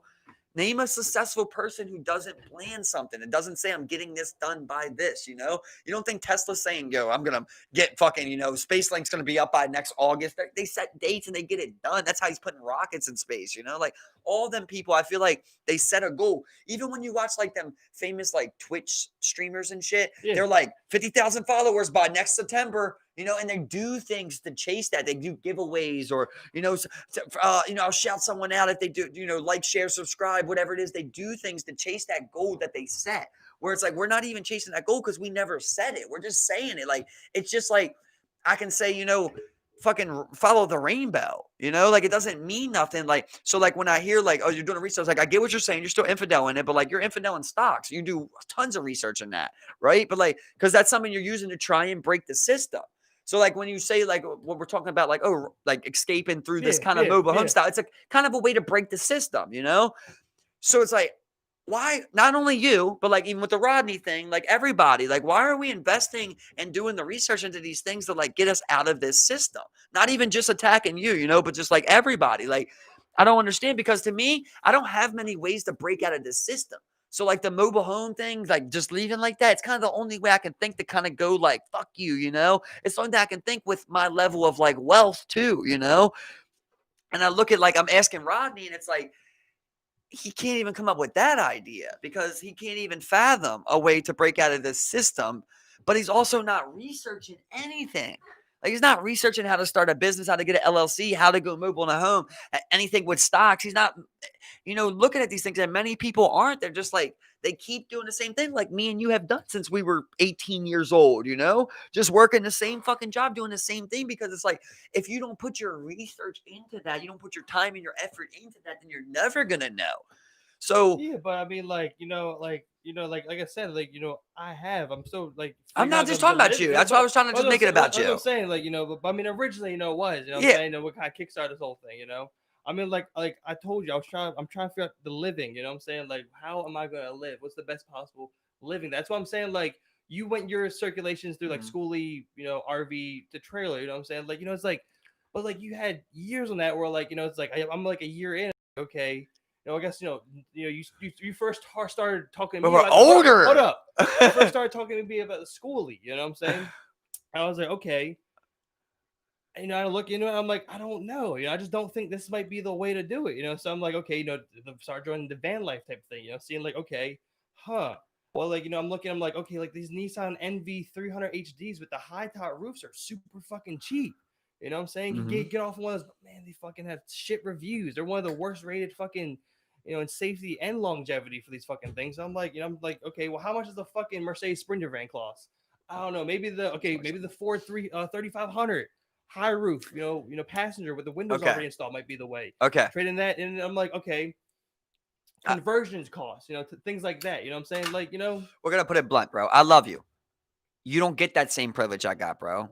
I was able to get years because I started earlier. We're getting older, bro. Yeah, and I get you. So you bro. have to hurry up. And I get you, but like you got to do it. It takes a week to figure that out. But listen. It takes 1 week to figure that out. Listen. You know what I'm saying? Listen, I get you, bro. I get you. And I think you feel a little bit more pressure because like there's also a year difference between us as well. You know what I'm saying? There's also a year difference in age gap between us. Are you a year younger than me? Yeah. I was like 10 months, I thought. But you know what I'm saying? Yeah. What I'm saying? But is it 10 months? You know what I'm saying? Like, September, January, right? 9 months. As I just turned 17, 2 months later, 3 months later, 4 months later, you turned, 18, but I just turned 17, dog. But you're only about 9 months younger than me. You know what I'm saying? Yeah, but that's still, but like, you're about to be 27. 27. I just turned 26. You know what I'm saying? Like, right. It's weird. It kind of works out like that. You know what I'm saying? But like, I see what you're saying, bro, and and I totally agree with you. You know what I'm saying? I don't have it all figured out. You know what I'm saying? I guess what I'm saying for you then, Steve, what I'm gonna tell you right now is that don't be 27 where I'm at. Yeah, be ahead of me. That's what I'm saying. I've had the blessing of you talking to me. Yeah, bro. be ahead of me. Saying? So like, I'm still, I still, have. That's what I'm saying. With the thought, like this was just planted within me. You know what I'm saying? Like this was just planted within me less than a year ago, bro. You know what I'm saying? So like, I don't have things figured out like you do, bro. You know what I'm saying? You've just researched this shit a lot. You know what I'm saying? Whereas like, I might look up something and be like, listen, oh, that's a problem. You'd be like, yeah, I figured that out already. So I guess why I've got so much into it is because number one, I'm scared. Number two, I love you. Exactly. Number three, I get it. Number three, you've showed interest in it. So I'm like, bro, this is something that we really can do. You are genuinely interested in it. I'm trying to like give you what I've learned from it so you can process it faster. So like when you're saying like I haven't done it, it's like it does not take long. Like I'm giving you and really figure out like your purchases, bro. Like you can make, dude, you could be gone in a year, Steven. You could be gone in a year, bro. Like do you realize that like you could smartly be gone in a year? Yeah. You know what I mean? Like it's not crazy. So I'm just scared to keep waiting, bro. I know. I'm scared to keep waiting. I know you're scared that I'm gonna keep waiting. And I'm scared for you because I keep waiting. I know. So that's why I said from the beginning, I'm projecting my own insecurities, on you because and trust me, bro. You're my friend, and I mean, like, just like you, that scares the both of the us. bejeebies. Because like just like you're thinking, like me, I'm also trying to think of a way out of here, bro. You know what I'm saying? And like I'm trying to figure out what is gonna work. I'm trying to, I've racked my head against the wall, trying to chase the bag for years now. I realize that's not working. You know what I'm saying? That's why, one of the main reasons I got into Robinhood, when you initially planned the idea in my head, I'm like, okay, one of the first things I'm thinking about is like, on the road money. I'm like, okay, so I was exploring things like that. Like, could stock trading actually be an actual avenue? Could that actually be an avenue for passive income that I could just do on the road on a mobile device? You know what I'm saying? That was I like one of those things I was tackling. Using your mind. What did I do, Mike? jumped into Using the your mind. stocks. I jumped in. I started learning, bro. Right, but You you know what I'm saying? invested more, and you've invested Way more of more your into that, time bro. into Way, that, way into into that. chasing Yeah, the bag 100%. than you have it actually like slaying out details, right? And I guess what I'm trying to say is like I love all our friends, bro, but think about them all. None of them have a way of breaking the system, Steve. Think about, They keep complaining about the system, Steve, but they bro, don't have a way to bro. break it, bro. Think about who we were raised by. Think about, who's raising the next generation of And what, we kids. gotta You know make what I'm saying? excuses? No, no, no. Let's We gotta be I'm excuse listen, guys? bro. Listen again, bro. I don't want to be Before I excuse. even complete a thought, bro. You know what I'm Sorry. saying? You know what I'm I'm saying? sorry. I'm Because like, sorry. you jumped into that, I'm and it's fired like, up. like if I'm fired the next up. couple words would have just changed everything we just said, bro. Like, you know what I'm saying? Like, it's I'm fired up, Steve. you know. I'm passionate about it. I get it, bro. And you're passionate for me, and you care about me. And I care about I love you. I care about you. I want All I get you. is taste the difference. I want you to I want you to escape it, but I also want my other friends to, and it's like I haven't even got this far with them, so it's like you're the person I've made the most progression with, where it's like, man, okay, I guess I'm not so crazy with this idea. Like he kind of sees what I mean. I think it's a sellable idea to a lot of people. No one has any ideas for me, Steven. No one, bro. And I'm not trying to be like egotistical, but like it's really starting to just bore me, bro. Like I'm just really bored with like what people have to offer me. Like I don't know anyone who's really offering me much. It's starting to just get frustrating because I feel like I'm not growing. Like I'm doing the most like to grow. The most I grow is like what I do for myself, and I want to be able to like grow through someone too, that has more than me or is capable of other things than me. Where like I told you before, where like I feel like I'm the only person that's like testing myself, and like I just want to go out there and like put myself in bad situations almost, and like figure shit out. Not bad situations, but struggles and figure it out for myself. And just that's why like I want to get with the backpacking thing. Like I don't want to backpack across America. I want to travel, by vehicle and go places, but I want to be able to like prove to myself that like if I'm out there alone, I'm not going to call, I don't got a mommy to call, but call mommy to say, that like I'm going to be able to handle it because it's a scary thing that you got to deal with. But when you're so tired of this life, we all complain. You, me, all of our friends, bro, we all complain about this system. But no one wants to come up with a fucking idea. And obviously, I don't have the best idea. But I know one thing that's not even hard to think about. Run away. Like, that's not even a hard conclusion. Like, if you're not happy here, running away seems very easy. Because if you're not happy here, well, there's got to be somewhere. And you already decided that this ain't working and you're complaining about this and this ain't working. So I don't get why, like, it's not hitting people. And I'm not saying that it's got to hit you, oh, let me go mobile and run away. But, like, these people don't even have business ideas, bro. They don't even have dreams or ambitions, bro. They're not even working on their arts. They're not even creative. They're not even intuitive. And, like, I love these people, bro. And I'm sorry, but, like, they're just offering nothing to like my progression anymore. Like I just feel really stale with like what I'm bringing into my life, Right. And I just want to go out there and like see, like I always felt like the universe kind of carried me to the right place. Yo. I just always felt like that, bro. And I just feel like if I was out there, like I gotta put myself out there. You gotta put you like where they say like I prayed to God that He would look out for me, but all He did was tell me to take a left instead of a right. And it's like you can't see, that there was robbers on the right, like it just takes you the right way, but you got to put yourself on that corner for God or whatever you want to say to tell you where to go. If you just stay in the same spot where you go, man, the evil got me right now, yo. Like evil got a part of me. Like I'm a part of the system right now, this isn't like God's plan for me. I haven't put myself nowhere else to see what God's plan is for me. I'm stagnant. I'm stale here. I'm letting the devil decide my decisions. The things I already deemed evil and unpleasant to me, I still choose to do.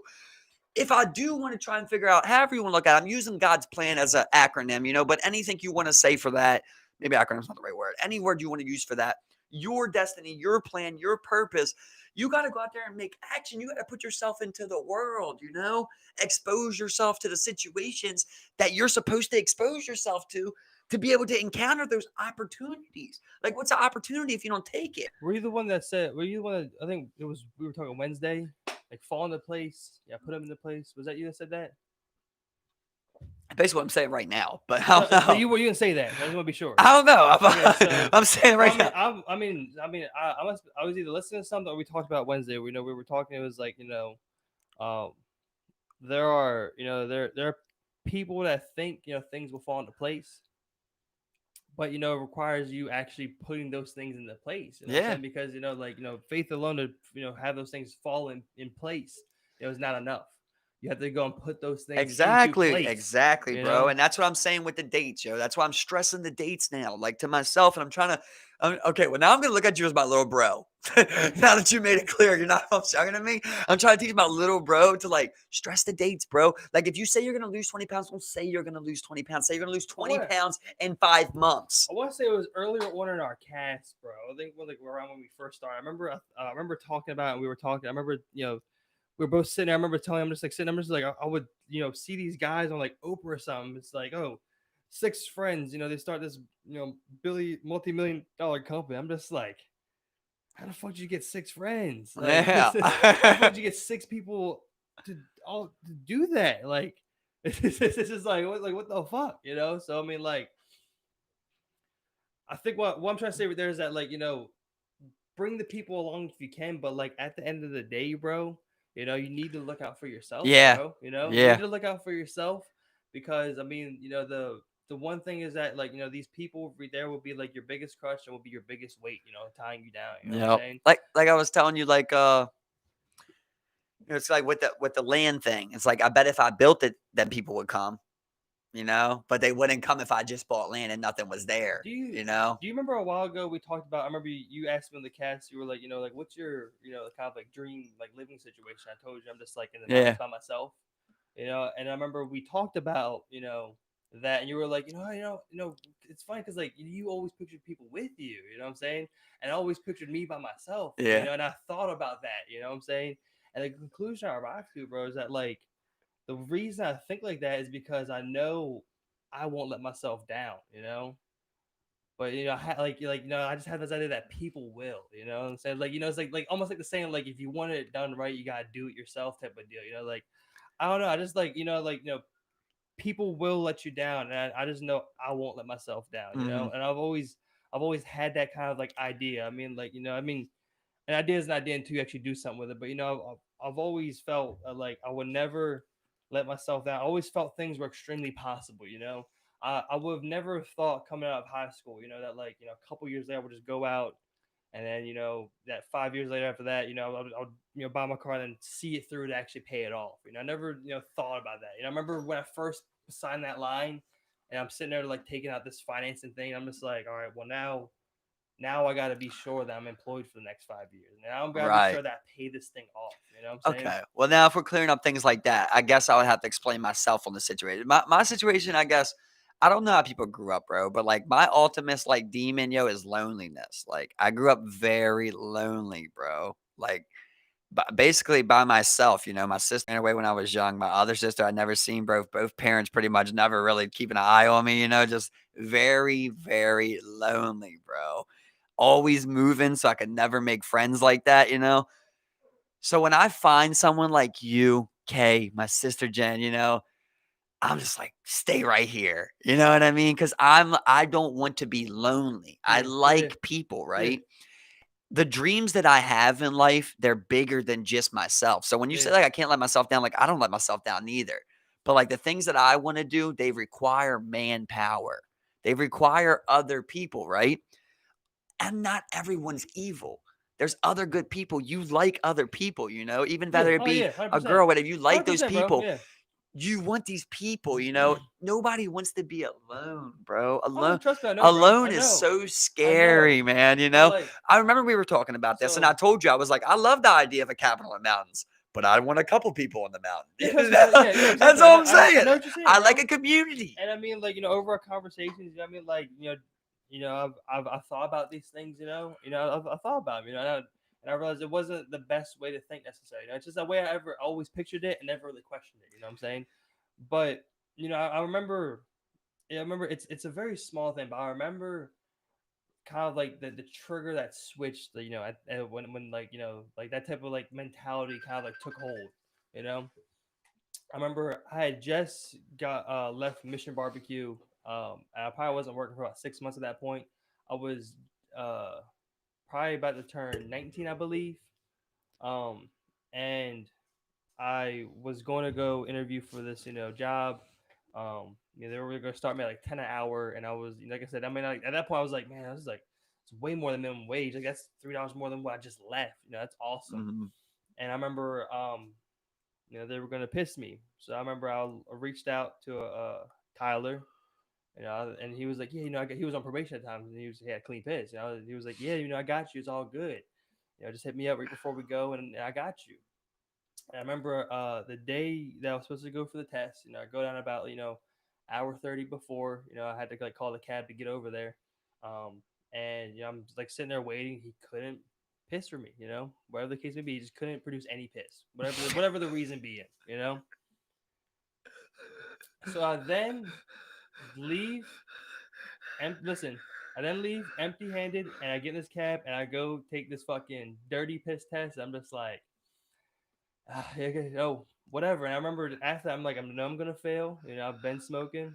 And I remember I'm sitting, I'm just like, just like I should never rely on someone to help me get something like this Mhm. done like that. You know what I'm saying? And be responsible for like my well being like in that behalf. You know what I'm saying? Dog, you think if you came to me and I had to piss, I wouldn't have gave you some piss in that cup?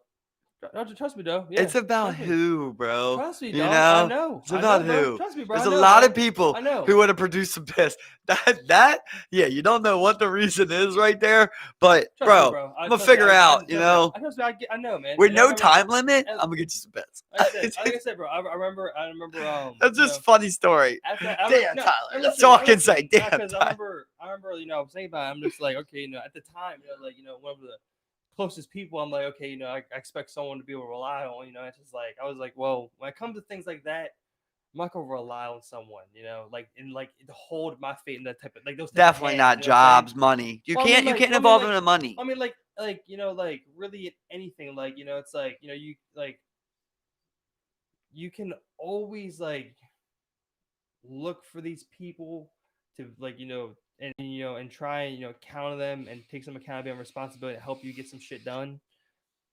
But like I like the way I always thought about was that like you should think about it as if you gotta do it alone, Right. because when they're not there for that, you need to be prepared and have a plan for yourself. You know what I'm saying? That's Right. how I always thought about it. Yeah, it's a small event, but for some reason I remember it triggered this thought in my head. No, no, no. It makes perfect sense. I just What I'm won't telling let you, someone hold bro, it in my is balance, like the way that my loyalty runs, bro. You will never have to be alone, Steve.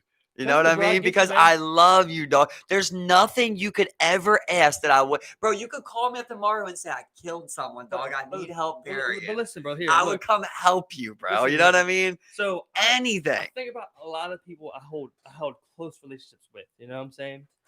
And now that I think about it, you know what I'm saying, the people that I thought were in my corner, I thought had my back, were some of the people that were probably worse for me. You know what I'm saying? I think about someone like Nabby. You know what I'm saying? I'm like, he was a in reality, a very toxic He's person. a bad friend, bro. And I remember, yeah, exactly. But I mean, like, these are my childhood friends, people I've known Yeah. the longest. You know what I'm Me too. saying? I knew Nevy's the So third, bro. He's a bad yeah, friend. and I remember, and at this point, my period of time, I'm not talking to you. You know what I'm saying? I'm not seeing you, bro. You know what I'm saying? When did we link up? Were we 17, 24, something like that. 25? You Was know what it I'm saying? that? Well, I'm saying when we started doing the podcast and a little bit before that, when we really started linking again. Yeah, You know what I'm yeah, saying? yeah. We're like 24, Maybe like a year before 25. that, something You like know what I'm that. Yeah. saying? So I'm going through like the 19, 20, 21, 22, and I'm with the with Keenan, with Tyler, and I mean we can be honest. And these people, they're not necessarily, like, yeah, you expect them to have your back, but I don't think necessarily they might. I don't think they're the best people. So when these types of relationships broke down, and I really thought about who I was really with, and I was rethinking these relationships. Like I remember, I'm with Tyler, I'm rethinking those after he's going through all this stuff with like in his life and seeing that side, and Nebby seeing his side of things and like how he might do somebody. Like I remember with his whole feud with Tyler, and he's talking to me about other shit. And I'm just like, bro, like you Yeah. you you were cool with Tyler. Like, wow. I remember I asked him to his face. I'm like, bro, what makes me think, or what could you tell me that makes me think or makes me believe that you wouldn't do that to me, bro? When he's talking to me about doing Tyler like this, man. I'm like, bro, what the hell? You know? And I'm rethinking those things, and like so like, up until like I met you, it's like I'm rethinking the people that I, had in my circle that one. I'm just like, you know what I'm Yeah. saying? You know what I'm saying? So like I'm lucky to reconnect with you, because you're such a good person, a positive person, and a really Thanks, good dog. influence on me, bro. 100%. Um, but I mean, like, like a friend like you, someone, few and far in between, Yeah, man, you know. that's definitely what we noticed. You know what I mean? It's just hard to even connect. What I'm saying about those people is like you don't gotta be a bad person, right? The fact is, like, you're not improving. Every time we link up, we should be improving every week. Every time we meet up every week, there should be something else on our mind. Like, bro, I was looking at this. I was thinking about this. I read about this. I was thinking about this. This is what I'm dreaming of. What are you dreaming of? What do you think about this? You want to, you know what I mean? Like, if it was never that's what I'm saying before. Like, when I was saying about our teenage years, we should have been focused on bigger things. We had great minds. We should have been focused on specific things. Instead, for years, we're like, who's got an eighth? Yo, who's buying the bro, Rellos? bro. I, Where are I we remember, drinking? bro. The I same I shit, told you before, bro. bro. Remember, we're 17, 18. You start going to voltage. I stopped coming around. I'm sitting there, I'm just like, look, I don't think this is the path for me, bro. What I'm saying? I Mhm. don't even know what you had going on or what you, like, we didn't even talk. So we didn't, how were we supposed to know what's going on? You know what I'm Yeah. saying? And I'm like, I don't think this is the path for me. You know what I'm saying? Nabby's hit me up. He's like, I mean, I understand live, have fun. Maybe I'm holding myself back from having fun, whatever the case may be. But I'm just like, all right, you know what? Like, I don't think this is like, I'm gonna go just do something else, do whatever, and see whatever the fuck I try out. You know what I'm saying? I mean, there was probably a point in time where like I didn't probably see you, Nebby, or a lot of people for a decent amount of time, and I just wasn't. I might show up every once in a while, but I wasn't like like as active in the group. You know what I'm saying? As Mhm. others were. You know what I'm saying? Those same years are years that, well, no years are wasted, right? Because I've Oh, always learned exactly. every Yeah, year, yeah, right? But yeah. like those are the same things I'm talking about though. Like during those times, I wasn't improving. I was just doing the same thing over and over, But for me, when it comes to like that time in my life, bro, I grew up very unhappy, man. I grew up poor and very unhappy. So like that's the first time in my life that I had money and that like I could find happiness, you And as a know? and as a, as a teenager, bro, You just like go for it, that's bro. the other thing. And you Yeah. gotta also think like, dog, I had a fake ID when I was 17. Oh I yeah, was getting in yeah, clubs yeah. when I was 100%. I remember 17, you telling all us to get ours. You know what I'm saying? Yeah. Yeah. So I mean, It's like, just like as the thing, at my own 17, house. 18, we aren't all discussing, these types of feelings and things. You know what I'm saying? It's all just like, like, I'm going to the club. It's like that. Like, there's none of that, deep intimacy. That you guys are like, where you were talking about shit. You know what I'm saying? Well, at that time, I'm giving game to people that like I would no longer be cool with years later. If you were around, you would have seen that like I was still this person. I wasn't as smart, but I was still always like, how are we gonna make a move? What we gonna do? What we thinking about? What you dreaming about? What you want to be when you were a kid? I've always been that person, Yeah, you know? but I told you before, bro. I remember I told you before where like I saw everyone, all the friends that like we all had, and I saw them follow you. I'm just like, it's like I just did it, I was just like I would see that and I would go along with the group for for so long. I mean, that taught me so much, and I did so many things I wouldn't normally do. Mm, There's positive sides to this, but there's also, at that age, there's also negatives. And I mhm. remember, At any age. I remember looking at this dynamic. I'm just like, okay, it's like, well, Newell has the biggest say. No one else offers really many ideas, and I don't think these people are gonna listen to me over Newell. You know what I'm saying? I'm just like, I don't. I just had to like kind of like step away and like kind of like just kind of find something for myself, for a brief moment of time. You know what I'm saying? That like in that like speaking on that though, I feel like our whole friendship's always been like that. Where like it's like me in the middle of the circle and I'm like, Yeah, yeah, what do you guys think? yeah, 100%, What bro. do you guys think? Because I'm not the guy that's like, do this. I'm just a guy with an idea. Oh And yeah, then I'm bro. like, Yeah. what do you guys think? And none of you have ever had opinions and shit. I mean, now you're an older man. You're something. You speak what your mind is. Jeff will speak his mind. Nebby, all that. But when we were younger, Yeah, it's like yeah. I I know what had you're to saying, man. pull teeth I know to what you're get saying, you bro. guys to make the next decision. And it's like so many times, like I just like I've always been a guy where, like, when I didn't listen to myself, bro, I usually was right. And I know that's a weird thing to say and it's egotistical, but like, that's just what it is. Like, even the times, like I told you before, like when I got robbed, I'm like, let's get out of here. We get robbed. I've always been like that. So it's like, when I say something, I'm like, anybody else with an idea? This is what I'm thinking. Is anybody else got an idea? So for me, I never felt like I was the guy that was like, you're going to do what I say. I'm just like, bro, this is what I think. And I always got an idea.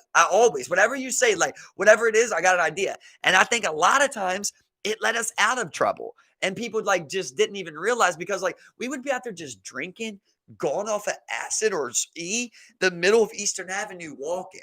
But like I'm always like thinking like, hey guys, we should walk towards this park. We should get off of this main street. Little tiny shit like that. And it's just Yeah, like yeah. it seems like, oh, this guy's, always like. It reminds me. That's why I always say, the more I got older, the more I loved my sister, bro. Because I used to think my sister was the person that I am. But you realize that no one has nothing to say, bro. No one has ideas. And if they do have ideas, they're scared to say it and look silly and fail. And that was my problem, bro. But you have it. You're always a smart guy. You know what I mean? Yeah, But I was you always the just wouldn't quietest, you know what I'm say it, saying? I was always the So then you quietest. got like, you feel like you're like, guys, listen, guys, But see, listen. That's the thing, you know what I'm saying? So like this was the group dynamic, especially earlier on. You know what I'm saying? There was always the louder people, and that would just completely block me out. Nebby's a completely loud person. No matter how incoherent he is, he's heard. No matter how incoherent he is, he's heard. And I mean, Nebby would get You know what I'm going. saying? I think Tyler, is a similar way. He's heard, Yeah. he's loud, even though it can be incoherent and fucked up sometimes. Oh You know what I'm yeah, saying? you're definitely And quiet. that's what I'm saying. So like, And like Chaz said, bro, Chaz told you, you're a great listener, bro. So when people keep going, you're likely to just keep listening to them. You usually are gonna let somebody talk, what the whole thing they're gonna say, and then go from We had a there. conversation before where I told you where like I view you as a very like natural conversationalist. Where, Yeah, like, exactly. I Yeah. describe myself as like an active conversation where it's like, I'm working really hard. Right. To kind of, like, Where I gotta be like, conversate shut this, up. what I'm saying? Yeah. But like, I mean, as soon as my mouth closes, it's just like, but it doesn't always come out good. You know what I'm saying? Yeah. I remember talking about before, and a lot of people encourage me a lot because like, I remember I would, and I wish I held this friend closer. You know what I'm saying? Because I would meet people at work, and I wouldn't really take them as serious friends. Right. You know what I'm saying? Yeah.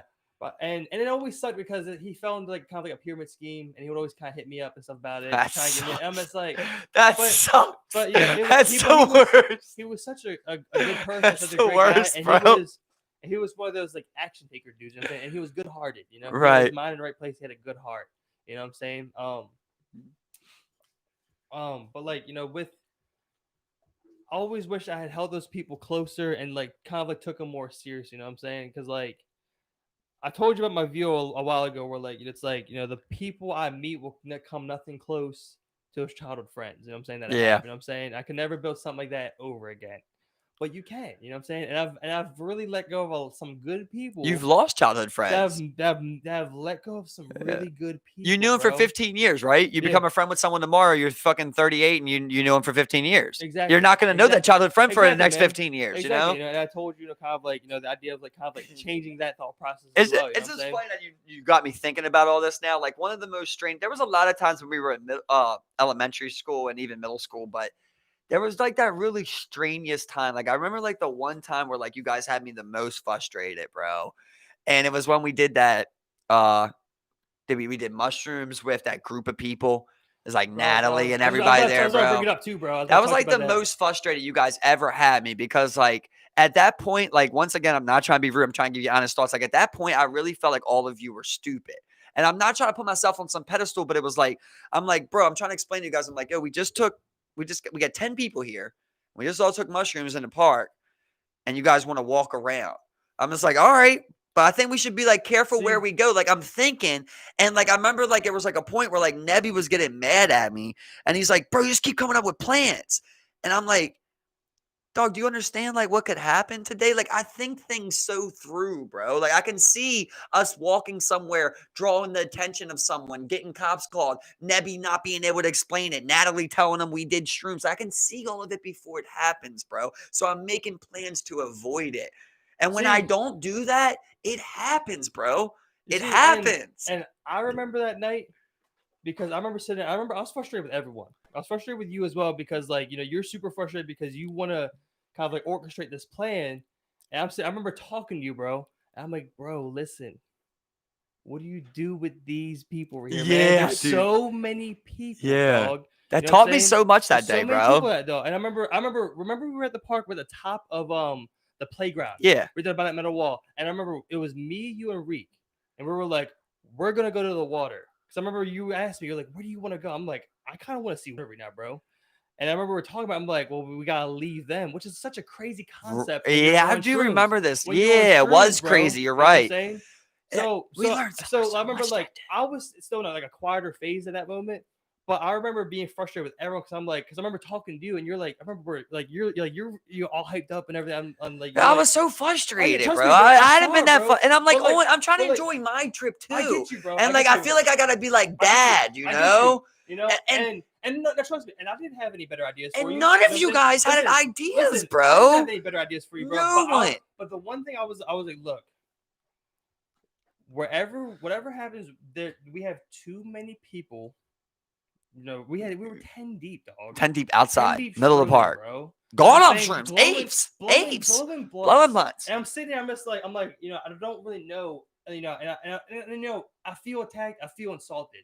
So I'm like, I don't really know what to tell you, Mike. Because like I'm sitting there, I'm like, It's so I don't fun. I know what remember to tell you having to that do cover. with all these people. I remember bro. having this And convo I'm sorry, too. you know, I remember we were sitting there, it was And I started geeking. We're coming down. I remember coming down a little bit, and I'm like, well, I kind of want to see water, but like, are we gonna leave everyone? Like, I don't know. And that was crazy. I remember it, yo. I remember this.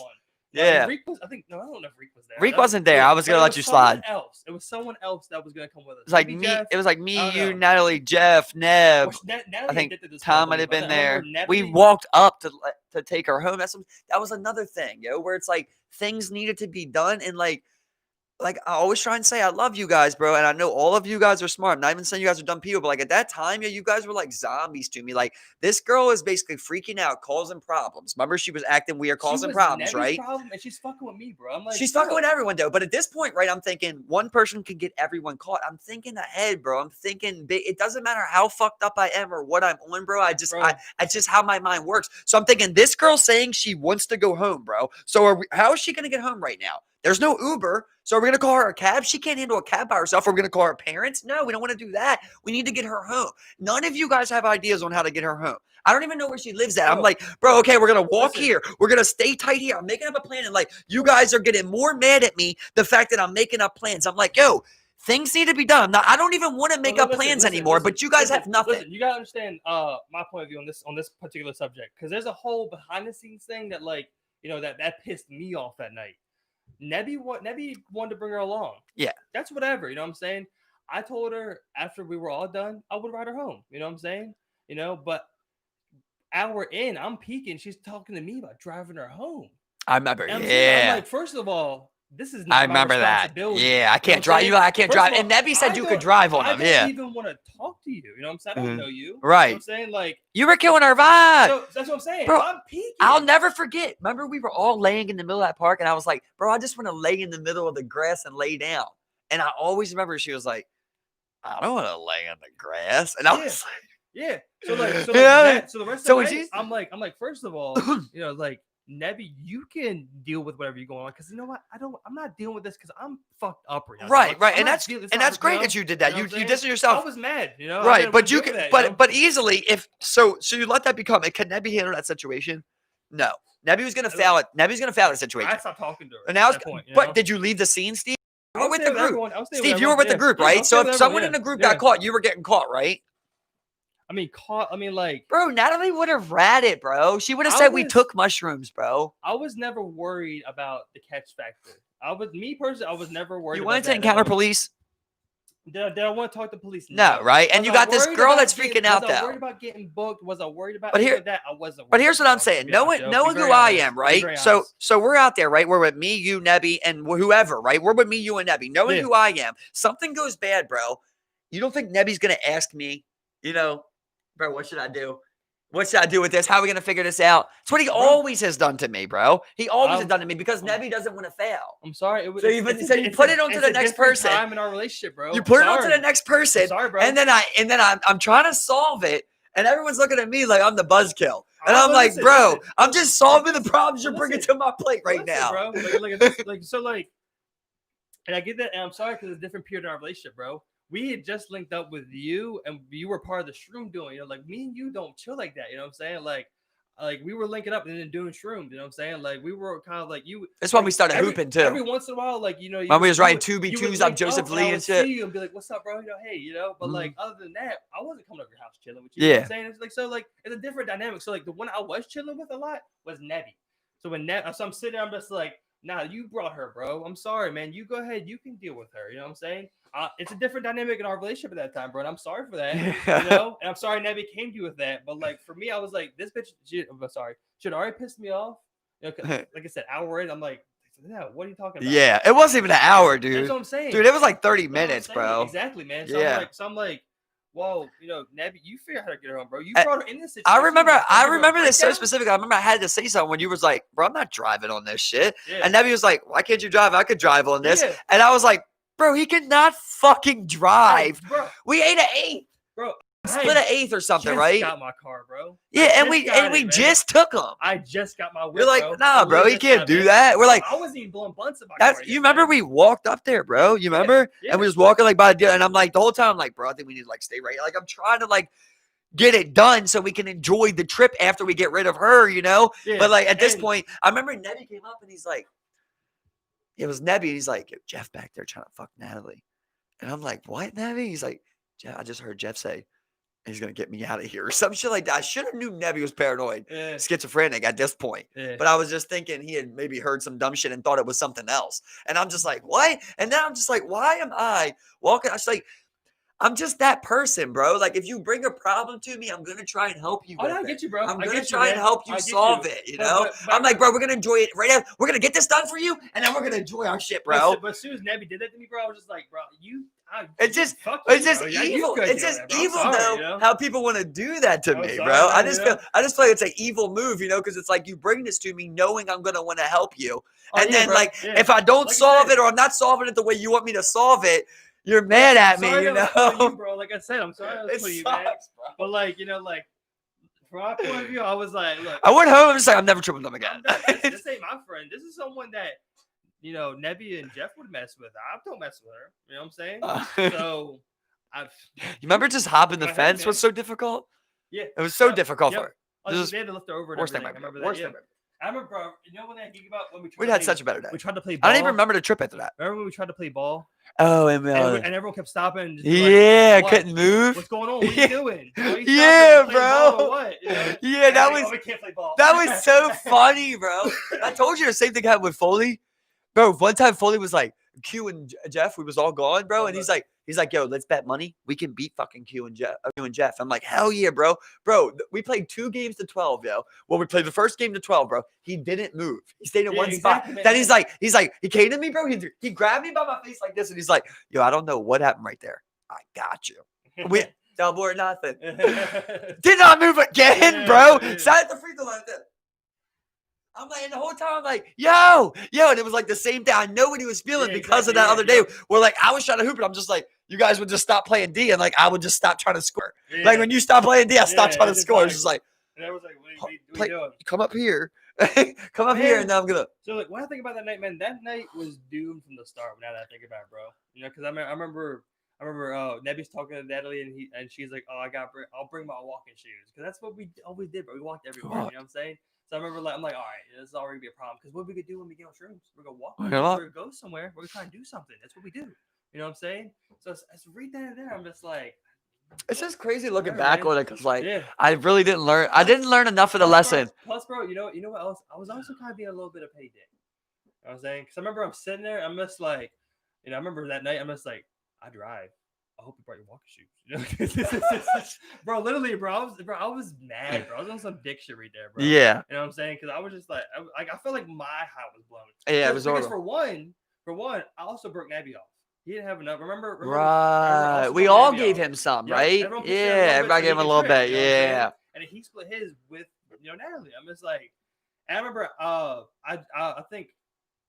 No, I didn't drive to get him. No, I was no. I just really should have learned more from that. I should have learned more from that interaction, bro. Just like that, because I remember it so clearly now that you bring it up. When you're just like, bro, how are you gonna? You can't get all these people to do what you're trying to get done. You know, like I forget the exact word. Because like, I remember you said that, and like I didn't have an answer for you. Like I'm just like.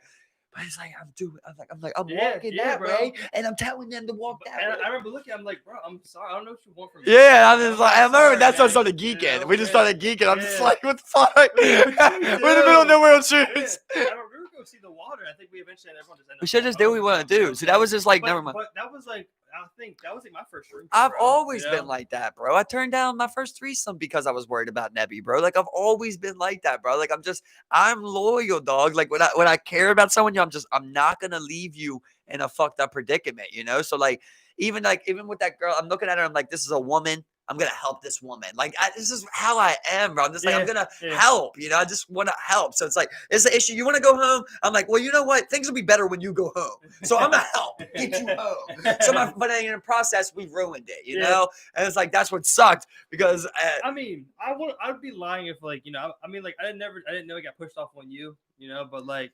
I'd be lying if I said I didn't want Nebby to like have to wallow and deal with his own problems for a second. Because I mean, for me personally, like I always felt like I was there helping Nebby with something. And you know what I'm saying? Nebby I was is always there helping him with something. Nebby's one of those guys. I've had a couple of friends, but Nebby's one of those guys. I love Nebby. I really do. I love Nebby for who he is, and I hope he's doing the best he can. But like Nebby's one of them guys where like when I got older, I really had to realize. I remember telling you before, I was like, oh, Nebby's a shitty friend. Like Nebby, I've told you, I was like, Nebby will fuck your girlfriend, bro. Nebby would fuck your girlfriend, bro. Like he does not care. He really didn't care. Like, and it's weird because we loved him so much and looked at him like one of our best friends, and he would just always do petty shit. Like he always put himself first, like every time, bro.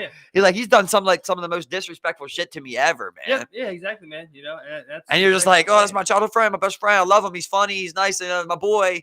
And you just kind of put it to the side. Then you realize, like, damn, I've had it with another friend, where it's like, damn, why did I see you like that? You were so bad to me. I mean, like, so I just found the good in you. I mean, at that period of time, I was just worried about having, friends. Right. That's a good point. Like me personally, like, I mean, like, I was looking at the couple people that, like, I was, wanted to hang out with and chill out with. And I liked you guys a lot more than everybody else. Yeah. So I definitely like. All right, I'd hang out with Tyler. And then they would also hit me up. I'd hit them up sometimes. And they would hit me up, and it's like, well, when they hit you up, also, it's like, come through, bro. Let's talk a little bit. Plus, I mean, like, there were times, like, it's like, even though he's not the best for venting or even talking to, I mean, like, like just like, dog, I need to talk. Let's come smoke. Yeah, that's what I'm saying. Nebby has good qualities to him too, but like he's just like at the end of the day, like he's selfish. Put it that way. Just as I said earlier, where I'm saying, where like I realized that like those relationships weren't necessarily beneficial or even good for me. You know what I'm saying?